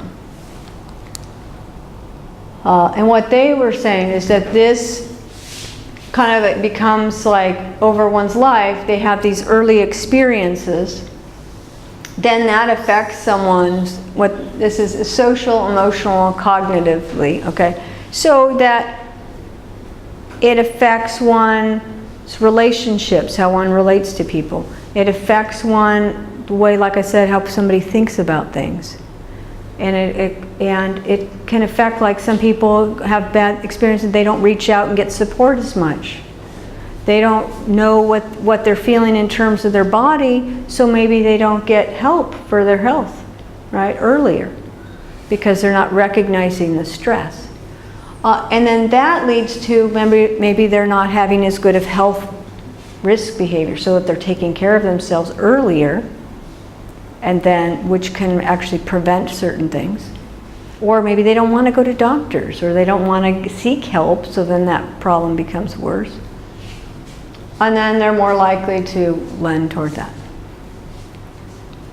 So they did this study in Vietnam, and they did it of medical students in Vietnam. So 2,099 medical schools across 8 provinces, and they all filled out this questionnaire that you did. And they reported 42.3% reported emotional abuse. 39.9% reported physical abuse.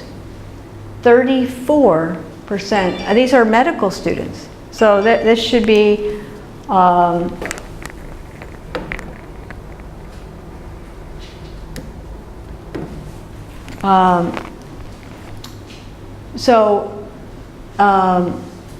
when I say that by medical students is we're talking about people that have done well academically. They've been able to, by a lot of standards, say, oh wow, they seem like they've got their life pretty together, right?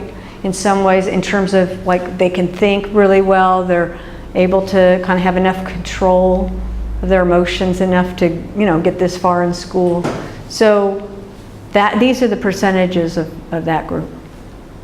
Now 15% sexual abuse, which is actually considered a low percentage comparatively, compared to most norms.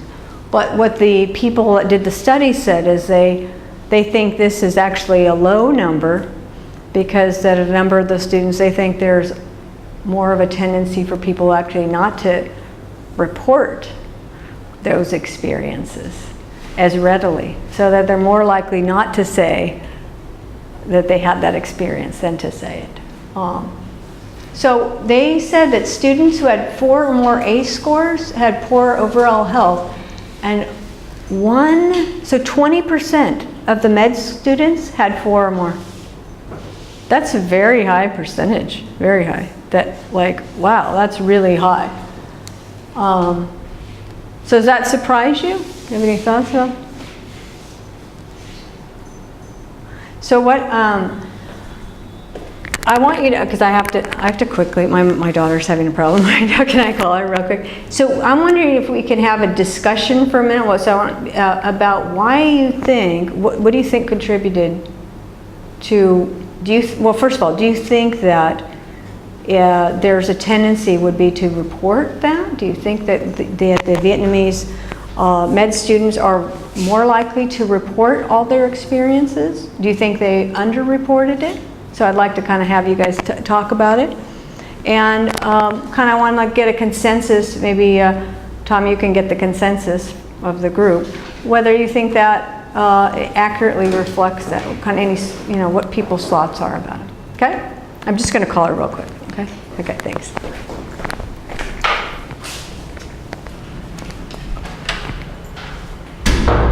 We think like the number in this report, in this study, is below Below, yeah. the number in the reality. Okay, yes. Because like about emotional abuse is like almost 100%.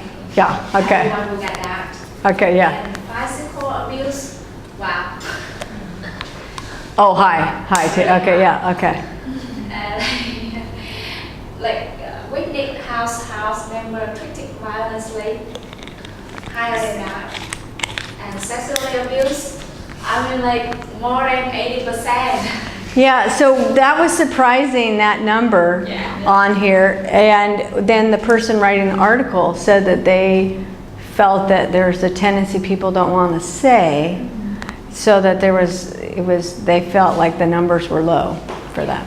And And you know, like people in Vietnam, they don't know how to like recognize the symptoms of being abused. yeah, so that's the other problem, right? With these, that's why it's important for us to know how to ask questions. Because if you ask somebody, a lot of people that don't, and they say, were you sexually abused? If most of the people that were sexually abused will say no.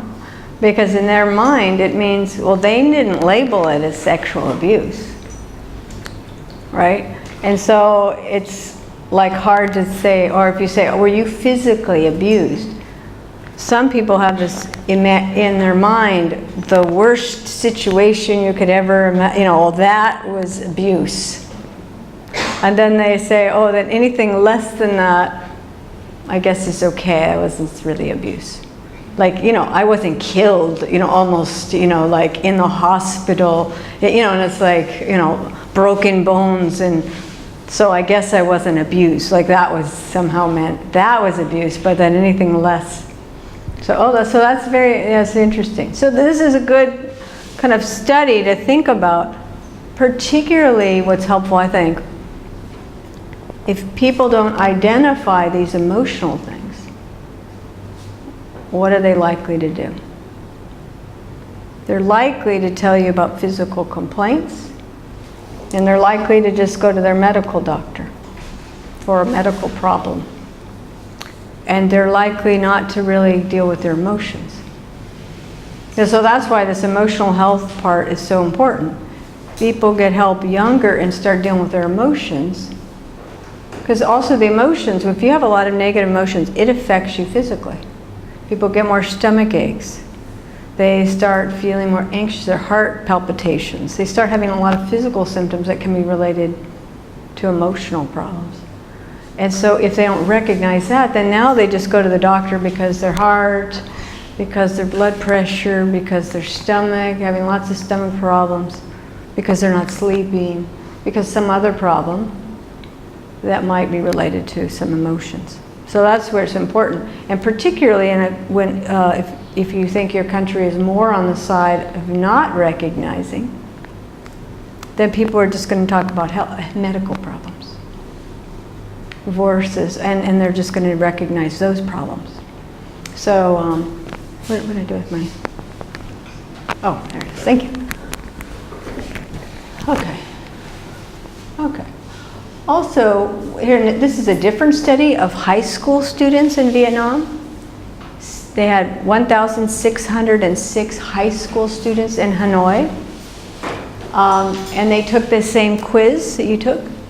And the students reported what they call poly-victimizations. That means more than one kind of trauma, okay? Had poor health across physical, mental, social, and general. So they have physical health was worse, their mental health, their emotions were worse, their social life was worse, and then in general they just felt worse. They reported 2 out of 3 students had at least one victimization. That's really high compared to like the US standards, so that's really high. So that is more in line with saying, okay, more people are reporting. So it's interesting, maybe high school students were reporting more than than the medical students. Why do you think that might be? Anyone?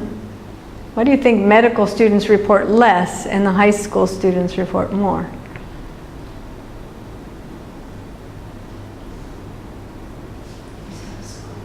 Maybe they go more and they just try to avoid the situation or Ah, okay. try not to share with people.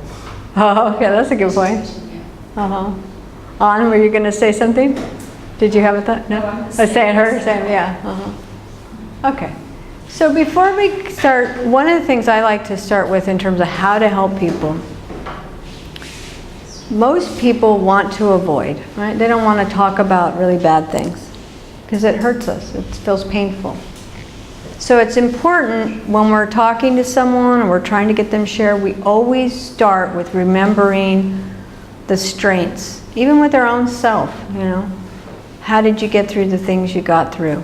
And these are questions to kind of look at that. And so it's like, how did you cope at the time of the trauma? This is, I don't really always ask that question that way. I find a way of asking it, the same question, but I ask it in the words of the person, you know, that makes sense for the person. So I match them, meaning that sounds very formal. How did you cope at the time of the trauma? Sounds very general, right? But another way to say it is, you know, if Tu, you were someone I was talking to, I'd say, Tu, how did you deal with that at the time? Right? You just sort of change the words, but you are really trying to get like, wow, that was a hard thing. How did you cope with that? How did you deal with it? And then people will tell you how they coped with it. Some people say, I tried to block it out of my mind. I tried not to think about it. I listened to a lot of music. And they tell you how they coped. Listen for the things they did that were pretty good. Like I had asked that question of a patient of mine who had, her parents were physically, emotionally, and sexually abusive. So she grew up in her whole childhood, lots of abuse. And then she also had her house caught on fire. She had to move a lot, and they had financial troubles. So there were a lot of different problems. And so I said, how did you cope with that? And she said that she would go into her room by herself and she would put music on and listen to the music. And she would listen to a famous singer, was a country singer. And she liked the country singer, and the country singer would sing about love. And so she would imagine that the country singer was singing to her. And so she kind of borrowed soothing. Remember the image of the mother and the child? She listened to the music and she would just imagine that the country singer was singing to her. And it was very comforting to her, like she wasn't alone. The country singer was singing to her. And so I said to her, wow, that's very creative that you could make yourself feel better and calmer by listening to this music over and over again. That was very amazing that you could do that you could think of that. And partly she didn't turn to other people because she wasn't allowed to play with other people. So otherwise you would hope she could maybe do that with other people. But the music was very creative. So to honor that, to say, oh wow, that was pretty cool that you came up with that. And so how did you, how do you, another question might be, how do you deal with the trauma now? Or how do you deal with what happened now? Because the idea is that just because it's over doesn't mean that it's, it's not really over. It might not be over in their mind. So how are you dealing with it now? Now some people might think that's a strange question. Well, it's over. Yeah, but how do you deal with what's happening, what you remember, or And sometimes people don't even know, and they say, "Oh, I never thought about how I deal with it." And they might give you some clues. They might say, "Well, I just try not to think about it. I distract myself." You know, people do all sorts of things, but this is helpful to understand what they do. If one of my clients, the client that did that art, she says, I just do all sorts of art and I immerse myself in art. And I lose myself in the art. I get it all out. I just feel like it's expressing everything inside of me. And she just is, and it's like, oh, how brilliant. That's, wow, what a great way of getting through it. And when I asked that person, how did you do that as a child? She said, I did the same. I would keep a book and I would do it. And she says, and sometimes I would do it on the walls of her house, which she would paint her room, and then she would put art all over her room. And so, you know, sometimes she'd get in trouble about it, but anyway, she would express herself, and that helped, you know, and to be able to honor that. Or, so that's important to look at that with the kids, to say, okay, how did they get through? How did you deal with that difficult moment? Then that might be when they say, well, I just pretended I was asleep. I pretended it was a dream. Or some people say, I just kept thinking, one day I'm going to leave here. One day life's going to be better. And they had hope. And you go, wow, you held on to hope in the midst of something difficult. And so you can say, wow, that's a great quality that you have. Because usually those qualities a person has when they're young, they continue. They might still have that. Well, that's a great quality. You could hold on to hope when it didn't look like there was much hope. That's a really great strength. So maybe let's just stop and let you think about your own strength. I'd like everyone to just think of something you do. It doesn't have, it could be when you've had a hard time in your life, what you've done that helped you get through. So for me, I know one of the things when I've had hard times, music has been really helpful to me. It works in two ways. When I had some challenges when I was a kid, and so when I was upset, I could listen to music that mirrored my feeling. Like it was just the same feeling I had. I was mad, it was, you know, I'm upset, and, you know, so it sort of was like my voice, you know. The music just said all my words, and it felt like it got it all out of me, and I listened to it over and over, and I somehow felt better, like it told my story, right? And then sometimes the music helped me, and that it felt very difficult for me. And how was I going to, so I listened to a song that told me a positive message, like you're going to get through this. And so for me, when I was a teenager, I'm a lot older than all of you, but when there was a movie out, Rocky, remember if you've heard of the movie. So that was a movie when I was like a teenager or something. And so I listened to this song, you know, dun dun da da dun da da dun dun dun. Has anyone heard that song? It's a very famous song in America. So, and the song is about Rocky, who is a boxer, overcoming from a poor area, and he was, you know, against all odds. He wasn't going to win, and he's going to win, you know. And so the music was inspiring, like you can do it, you can make it. And so I would listen to the song over and over, and it would be like, yes, I'm going to make it. And so both sides helped. One side said, I got out all my feelings. And the other one was like, keep going, you can do it, you know, like, you know, kind of encouraging. So anyway, that's me. So I'd like to hear from everyone so we can just kind of hear what sorts of things help you. You okay if I start over here? Okay, so Hong? Yeah. Okay, what helps you when you've gone through something difficult? Like what, anything that's helped you? I think if I have a difficult thing, I will share with the others to figure out the solution. Oh, figuring out a solution? Okay. And maybe ask the others. At what? At the end? Ask the others. Oh, okay. To find the answer. Oh, you help others to find the answer. And what about for you personally, anything that helps you when you have a hard time? Anything that you think? So one is you get yourself outside of yourself and help somebody else? Oh, okay. Okay, so that's what helps you. Okay, that's great. Okay. How about you? I listen Yeah. to music. Music, okay, okay. And what do you like about that? I listen to my favorite songs, Uh-huh. and that makes me comfortable. More comfortable? Yeah, you happy? Okay, good. That's great. Yeah. Lon, what about you? I often talk out loud to others. I cannot hold on, so I often share with someone. Okay, so you share your feelings with someone, and then you feel better. Yes. Oh, okay, okay. So that's good. Okay, that's good. Great. Tell. I go to coffee with my friend. Okay. Yeah. So you hang out and you kind of get support. Like, okay, yeah, okay. That's good. Okay. If I have money, I will go shopping. Go shopping. Okay, yeah. Okay. But if you don't have, then normally I watch like comic.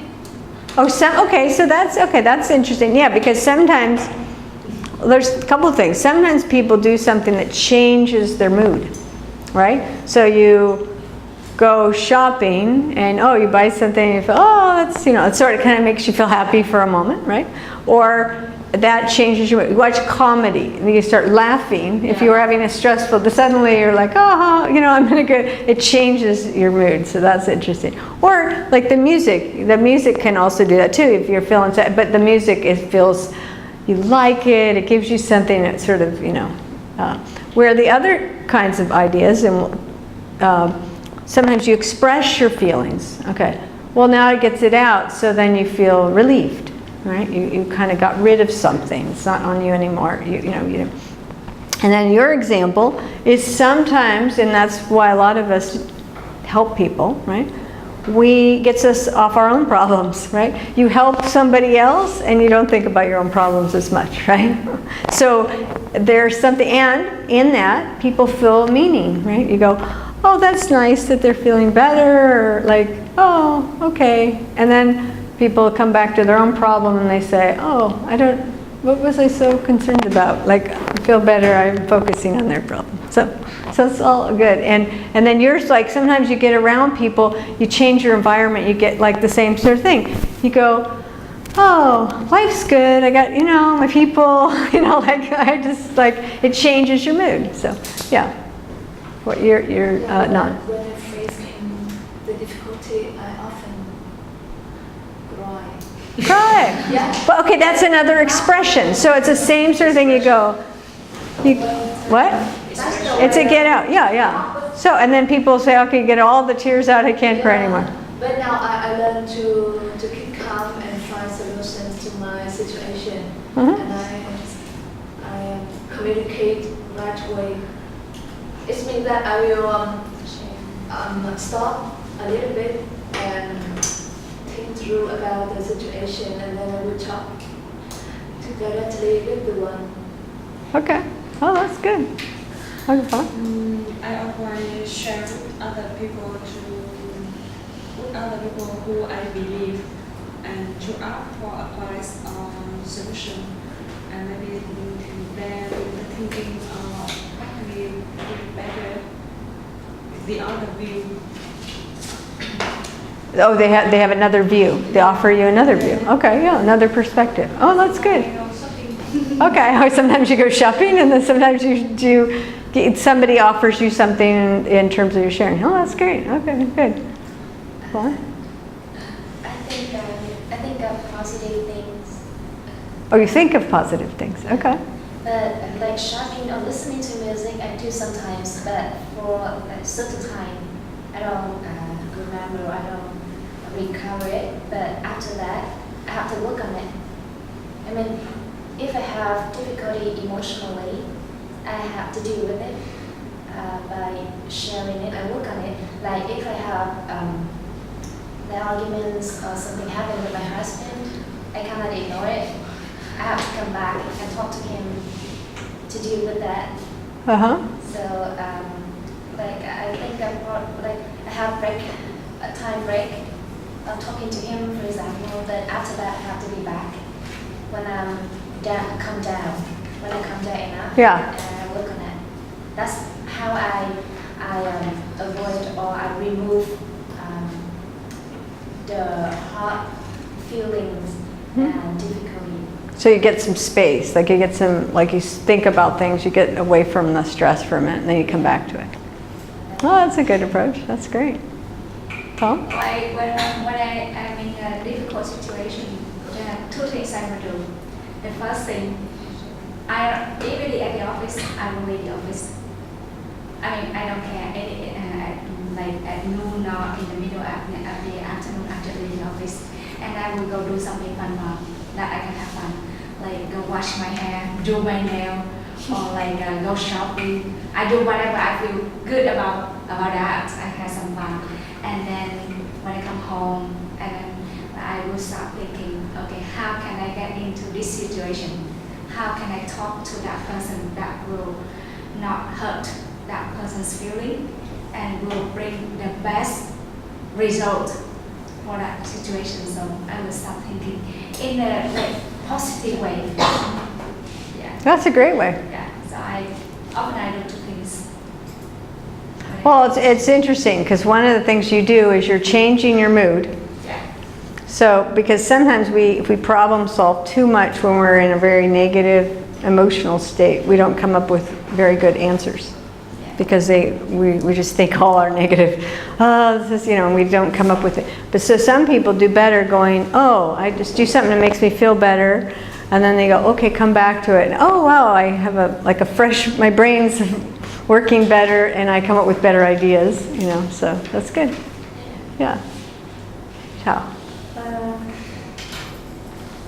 Recently, I have found out an effective way to get over my negative thinking before time is reading books. Oh, reading books. Okay, that's another way of changing it. I like a Vietnamese author, and his books inspire me a lot. That everything will be better, and I can be a different person. That I can sometimes when I change, I will be proud of myself. Yeah. Yeah. And that's great. Whenever I feel disappointed, even though I read all the chapters of the books, I just did it again, and that keep encourage me to think about positive things. That's great. That's really good. So that's something to remember too with the kids and other, there's sometimes books, you can find books that are really valuable and they could just read that over and over. It is a way of bringing in something, also somebody's story, right? So whether it be a character in the book or like somebody you can respect or admire and you go, wow, how did they get through that? That kind of gives us some like hope or life, and you say, okay, I can do it too, that there's something that's really helpful about that. So it's sort of similar to like taking music, like you're taking it in, like so that you read something, absorb it, or like people do with music and they hear the words and they really let it sink in. So it's really, I like that. It's good. Yeah, and too. When I'm not really in a good condition, I usually taking a look at the photos of all my family members. Oh, that's a that's a good one. Yeah, and after that, I usually recall the good comments from other people around me. That's a great, so that's really helpful because one of the things just that's part of what we want to do is, okay, when people when we get in an emotional place where we don't feel very good, right? Sometimes it's hard to shift gears. And so sometimes we definitely need help, right?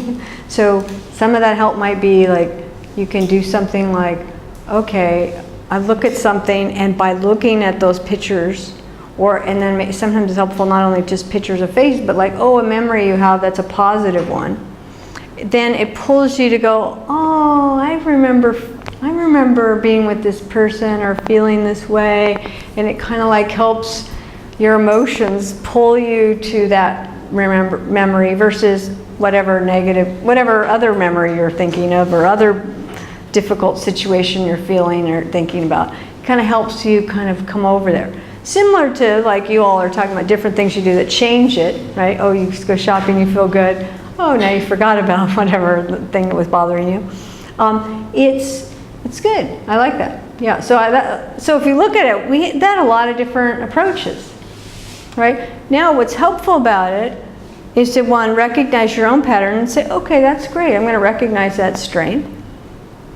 But to also know that for most of us, our strength is usually also our weakness, right?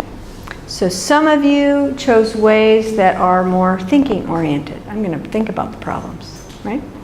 And or you're going to, you might, and then you go, okay, are there downsides to that to say, okay, I'm going to work on the other? I'm not saying that that is a weakness, but for sometimes that it's like, I'm a doer, right? So I happen to tend to be like, let's get stuff done, let's help other people, let's, I kind of have a tendency. So sometimes I need to sit and just cry.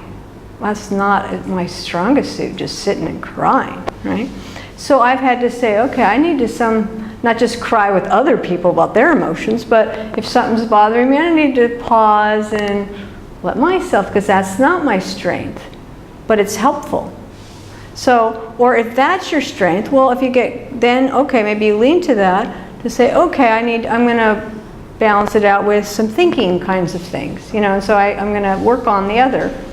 Like I've had to say, oh, I've got to plan time I used to plan time to write in my journal, how am I feeling? Because I would go to doing, helping, thinking, and not go, oh, how am I feeling today? And so I had to do something to help myself with the thing that maybe not just my strength, but the other side of it to work on it. So does that make sense? Okay. So has anyone helped you deal with what happened? So even asking them, has anyone helped us? That's important to ask. Probably a lot of you, the people you work with, nobody helped them. And then that's important because you want to say how huge that is for somebody to talk. When you haven't told anyone about certain things that have happened, it's a big deal to tell someone. So it's just important that if they are telling you, or somebody does tell you something, that they're not someone that tells people stuff, that you really respect that, you honor that, you go, wow, this, like, you really accept, they're giving you this huge gift, they're trusting you, they don't normally tell somebody. And that you really kind of give it really a kind of you appreciate that, like, wow. Like I'll tell people, wow, I appreciate you would share it with me, that you would trust me with this in this moment. Have you told anyone, what was their response? So some people have told someone, yes, I have reached out, but I told them and then they got a really negative response. And so it's helpful to hear that, not just about what happened, but did they ever tell someone? Because they might not want to tell anyone because you're going to think the same thing that somebody else thought. So if they told their mother, or they started to hint, like with sexual abuse, some kids will try to say, but they don't say I was sexually abused. They try to hint. They say I'm not so comfortable, or they don't know how to say it. They just try to give a clue that something doesn't feel right. And they don't maybe that clear, but then the parent or the other adult says, oh, you're just making such a big, and they get some negative response. I don't know why you're thinking of such stupid things, or something. And then they don't want to tell you because you're going to think the same thing. They're afraid of that. So that's important, because then you can really then make sure that you let them know that it's not silly that they think that, and that you don't think the same thing. So that they really know you're not thinking that it's important that they tell you, and that you feel like sad that they heard that. Like a lot of times my clients are just as much helped by telling about the bad things that have happened as they are when I say, I'm so sorry you got that response, that your mother blamed you. And that is helpful, because they're like, oh, I thought it was me, that there's something wrong, or that nobody's going to like me, and so by addressing that, it helps. Okay, so the idea is what we are trying to do, and I guess I think of this with oh, are we time to break? Okay, are we at? Okay. Okay, awesome. I have lunch at 12. Okay, that's great. Okay, no, I need a prompt. So, and just so you know, what I do, I have a tendency to do, is, as I have like a whole presentation, or lots of slides. So I end up taking things out that I go, oh, okay, I kind of addressed it, I'm not going to deal, or I sometimes the morning might go to the afternoon, but I'll cut something out. So just so you know, that's how I do it. Okay, great. Oh, okay. Welcome back. Okay, everybody's full now. So I wanted to finish talking about a little bit about resiliency. Okay, so resiliency is that ability we have to, when we face something hard, to somehow be able to withstand it. So the idea is that we're able to recover or adjust easily. And some people, a lot of us, when we think of resilient, means some people have an ability to handle things, and they seem to recover quite well. And a lot of researchers have tried to study resiliency. Like, what helps somebody? Is there something we can do to make somebody more resilient, more able to handle things in a better way? And so they've done some research on that. And so I kind of want to talk about that. That's part of why we're doing this emotional health too, is that even we all may have gone through our own difficult times, the kids, the teens, the adults that you face, they've all gone through difficult. How do we develop more resiliency? How do we become more resilient? So how do we become like, in the midst of, how does something like this grow when it shouldn't grow there? How does something blossom, right? And that's in the midst of, okay, this broken piece of, of a tree, how does something grow? It's amazing. If you watch nature, you can see that often in the midst of places where there's been fires, that all of a sudden new things prop up. New plant, new vegetation, new flowers grow, where you think, how is this possible? And that's what we want to do in our own life, right? We want to say, oh, hard things happen, but I'm going to grow in spite of what happened. Or you see that with other people and you say, how do I help them be strong and to go through it well? One of the things that they found in all the research, these are the main points from all the research, and they found that what helps people become more resilient is having a connection to somebody who's competent and caring. So it could be in the family, or it could be in the homes that they're in now. Having a relationship with somebody who's competent, meaning capable, they're able to help them, they're supportive and caring, helps people become more resilient.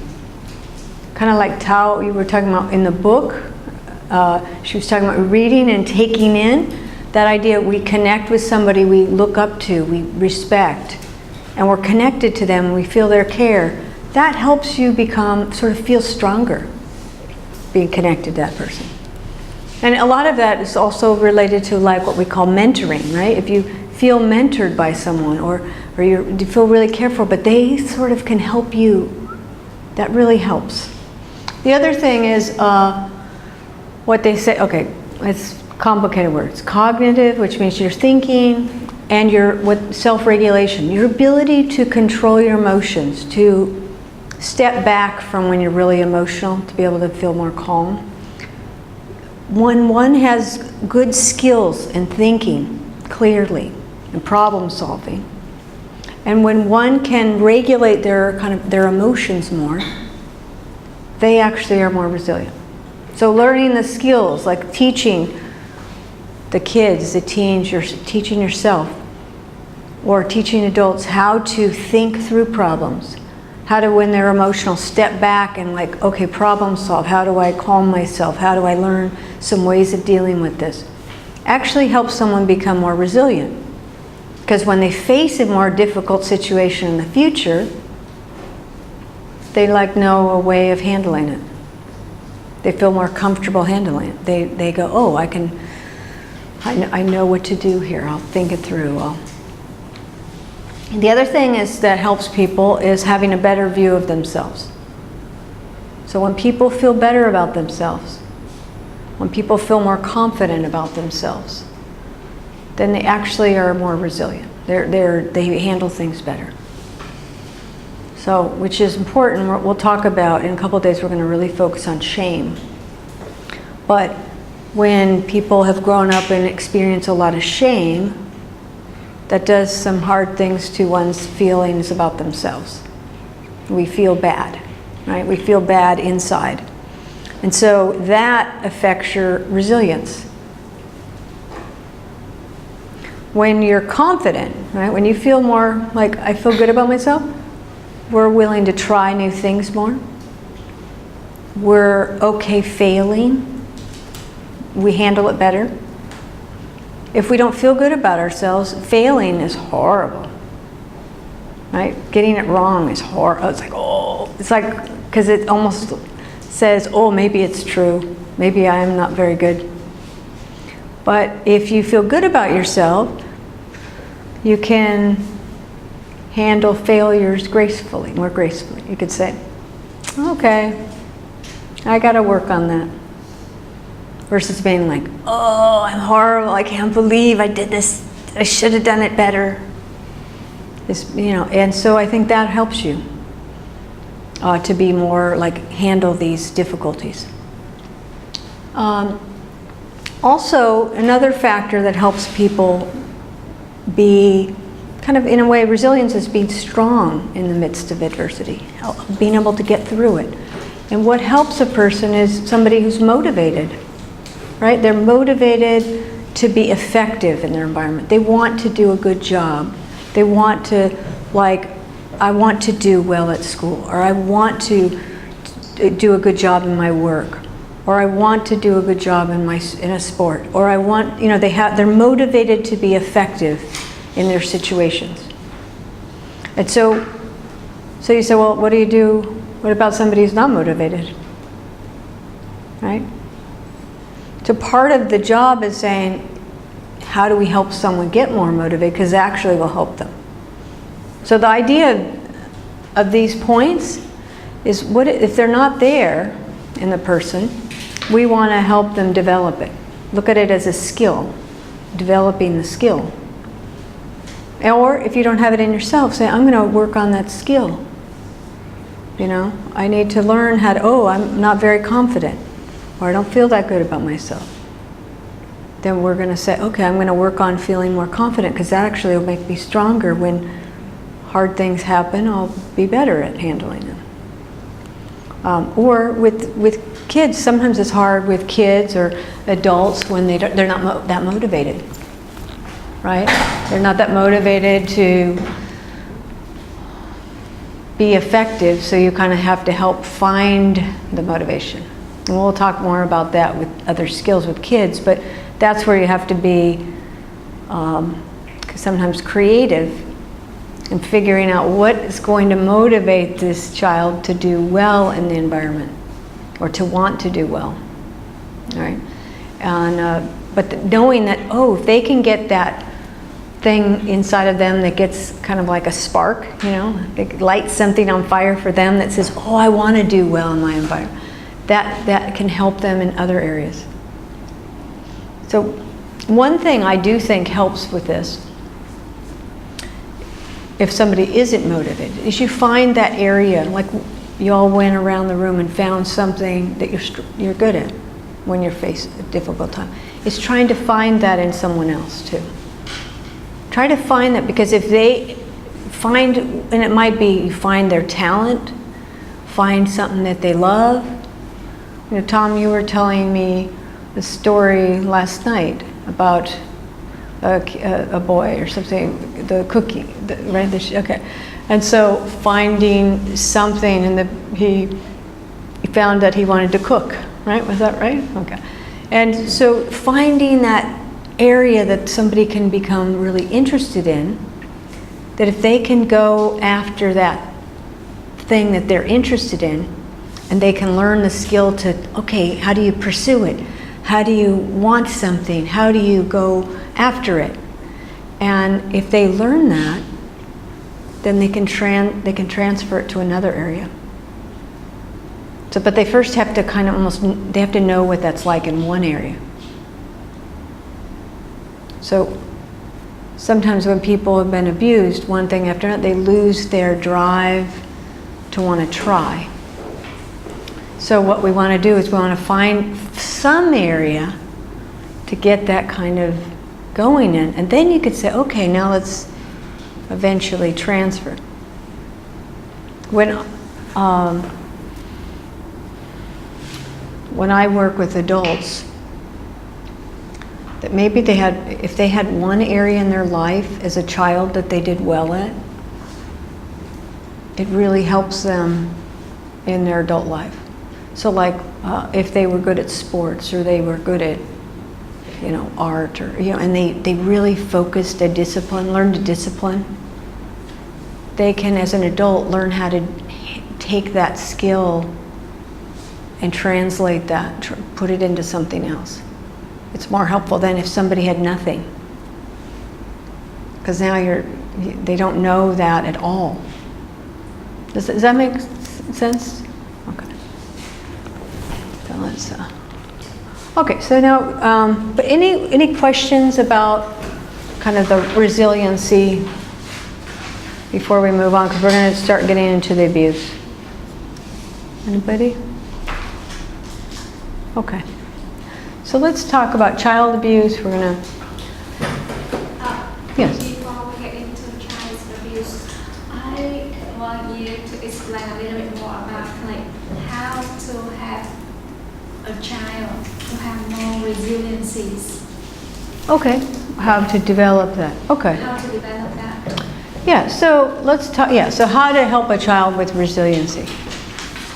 So one, if we just take the motivation, what I was talking about. We want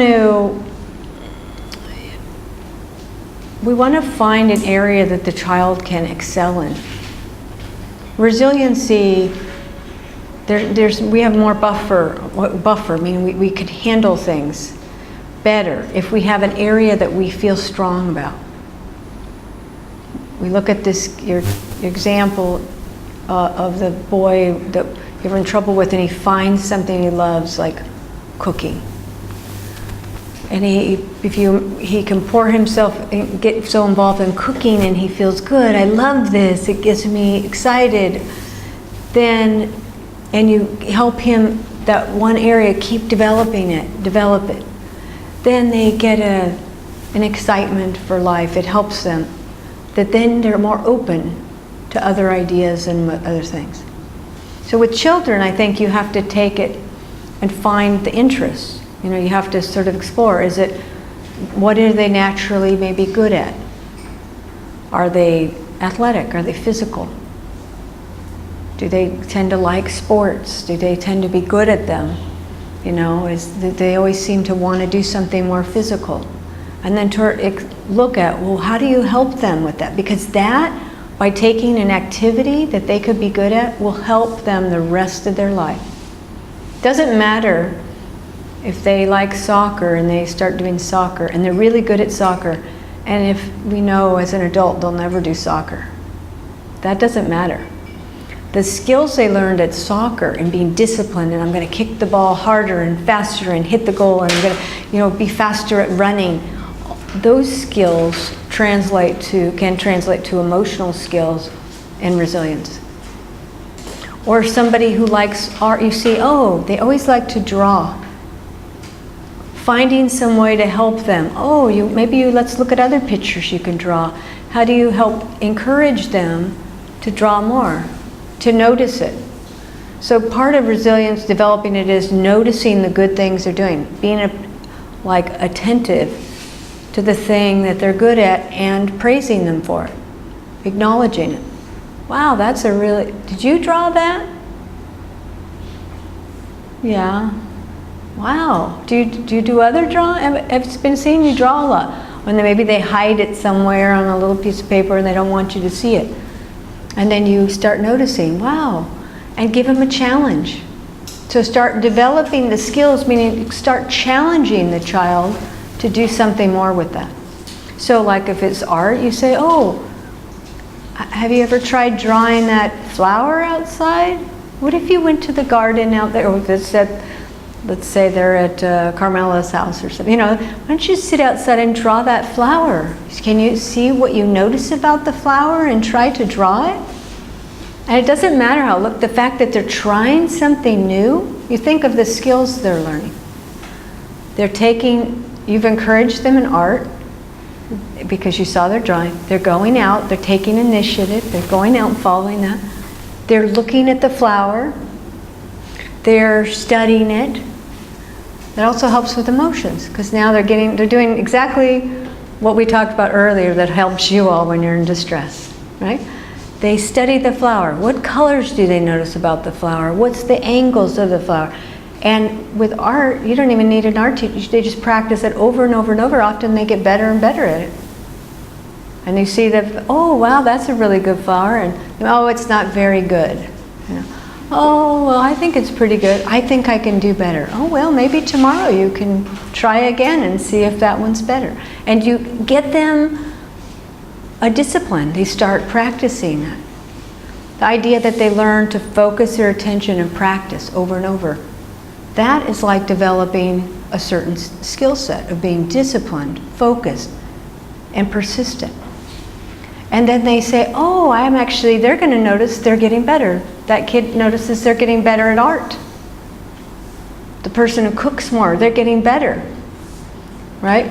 We all get better at something when we do it over and over and over again, right? And so if you can find something that they naturally might be interested in and good at, then you can help foster and develop skills. So I think developing skills, not just, obviously, you want them to develop emotional skills, but for children, it often starts with something real, kind of a tangible skill. You know, it might be a skill at school. If they can learn to master something, or they're smart, but they don't apply themselves. You might sort of say, okay, do we invest some time in getting them more help, or spending more time and noticing, wow, you actually are pretty good at writing. You know, well, let's work on, you know, and give them opportunities to write. And, you know, sort of encouraging it. So it's thinking about what it is that you notice the child. They seem to always listen to music. They love music. Is there a way, is there an instrument, is there some way that would they be interested in? Is there exposure to an instrument? Some way that they could maybe learn that skill where then they're developing a skill? Because for children, I think, they get the skill, they feel more confident, right? They feel happy about themselves. That improves their self-esteem. So I think part of it is being able to look at all the places, what will help them in terms of knowing them in terms of their skills. Some, maybe you don't know that much about them. Maybe they are a type of person that doesn't tell you much. So you have to be kind of what they call an investigator. You know, you have to be thinking, how do I reach this kid or this adult, because they don't talk very much, they don't tell you very much, you don't see their skills, you don't see their interests. So you have to start maybe exploring it. But I would sort of say stick with all the art, the music, do they like to move? Can you start putting music on? Are they always, music comes on, are they dancing? You know, are they, you know, how do you help them with something like that? And I think you notice a difference. I think with what I do, I notice that kids that have had that, they're much more resilient. They feel better about themselves, because at least in that area, they know they're good. Then you can build on that. Any questions about that? Okay. Also, what that does is, you know, we all have, if you don't have something like that, there's a pull to other things that are more destructive, right? There's a desire, like they might be bored, or they might feel sad or depressed or angry, and there's something else that's going to pull them to, they're going to want to do. An addictive behavior. You know, maybe they start acting out and having problems in another thing. If you have one area that they just focus, they love, they're less likely to go towards a group of friends that aren't healthy, or some addictive behavior, or I want to do compulsive games, or I want to try drugs or alcohol, or you know, that, or whatever other problem, or I just want to go with boys, you know, and they're really young. It's like if they have another area, they love it, they feel good about it, it's not going to interest them. Right? If they love music and they're learning new things and they're playing the guitar and they say, wow, I only know this much of music, but wow, I listen to these people and they're so good and I want to be good. And there's a lot to focus on to get better and better and better. And you know, it'd be like giving them opportunity. Oh, you're doing good with music.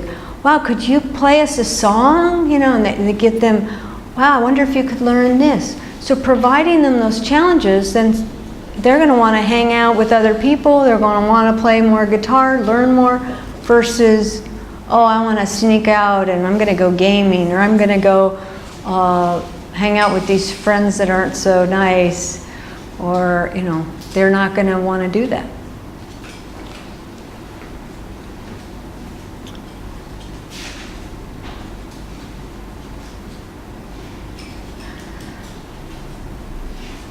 The other thing I think helps with resilience with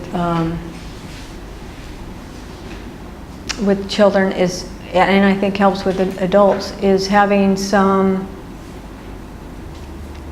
I think it's like some kind of spiritual connection. So that's challenging because when people have faced a lot of difficult things, they might have lost hope in anything that's bigger than themselves. So I like to just be open about it. I have a faith. I don't put that faith on other people. But I know that it helps me. And I know that when other people have some belief and that it helps them, particularly when there's nothing else we can do, right? That when most of us are at our most difficult moments in life, a lot of people will pray, they'll hope in God, they'll hope in something better than themselves because there's nothing else to do. And I think helping them to hold on to something that's greater than themselves is often helpful. And you know, it doesn't have to be a particular, like you're telling them what religion, but it's just this idea that, you know, something that's greater than, you know, this world, you know, that often helps people. So I think that is very helpful. But it doesn't have to be so, you know. I ask people questions about that. Like when I ask the question for a lot of my clients, how did you get through, or what were you thinking about in this most difficult moment? They often will say, well, they were sort of praying or asking, oh, somebody out there help me kind of feeling. And a lot of people that kind of, they wish for that in those moments. And to be able to sort of say that that's okay and to foster it without directing it, without telling them what to believe, I think is often helpful for people.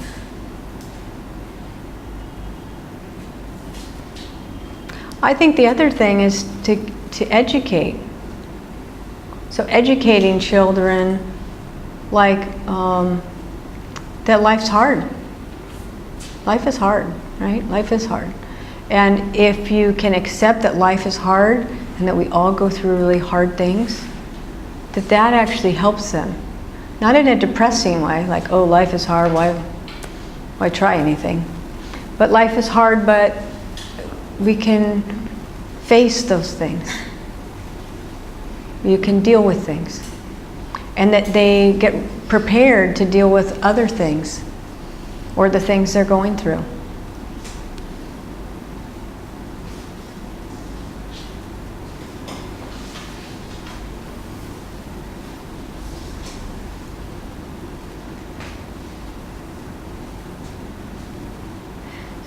The other thing I think about is this idea that we're instilling hope.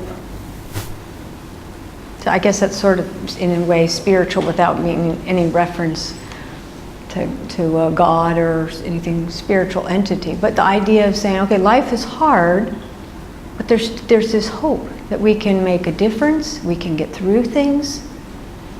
And so this idea that we're helping people, acknowledging the hard things they've gone through, but then saying, okay, you can overcome it. You can get through it.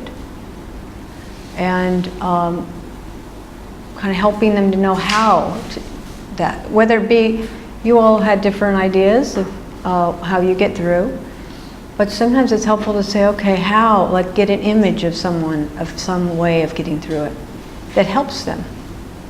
I know you guys have been using mentoring. I think helping them have somebody older that says that they're coaching, like you talked about, Tom, we were talking yesterday about the coaching and the mentoring, of understanding other people who've gone through it.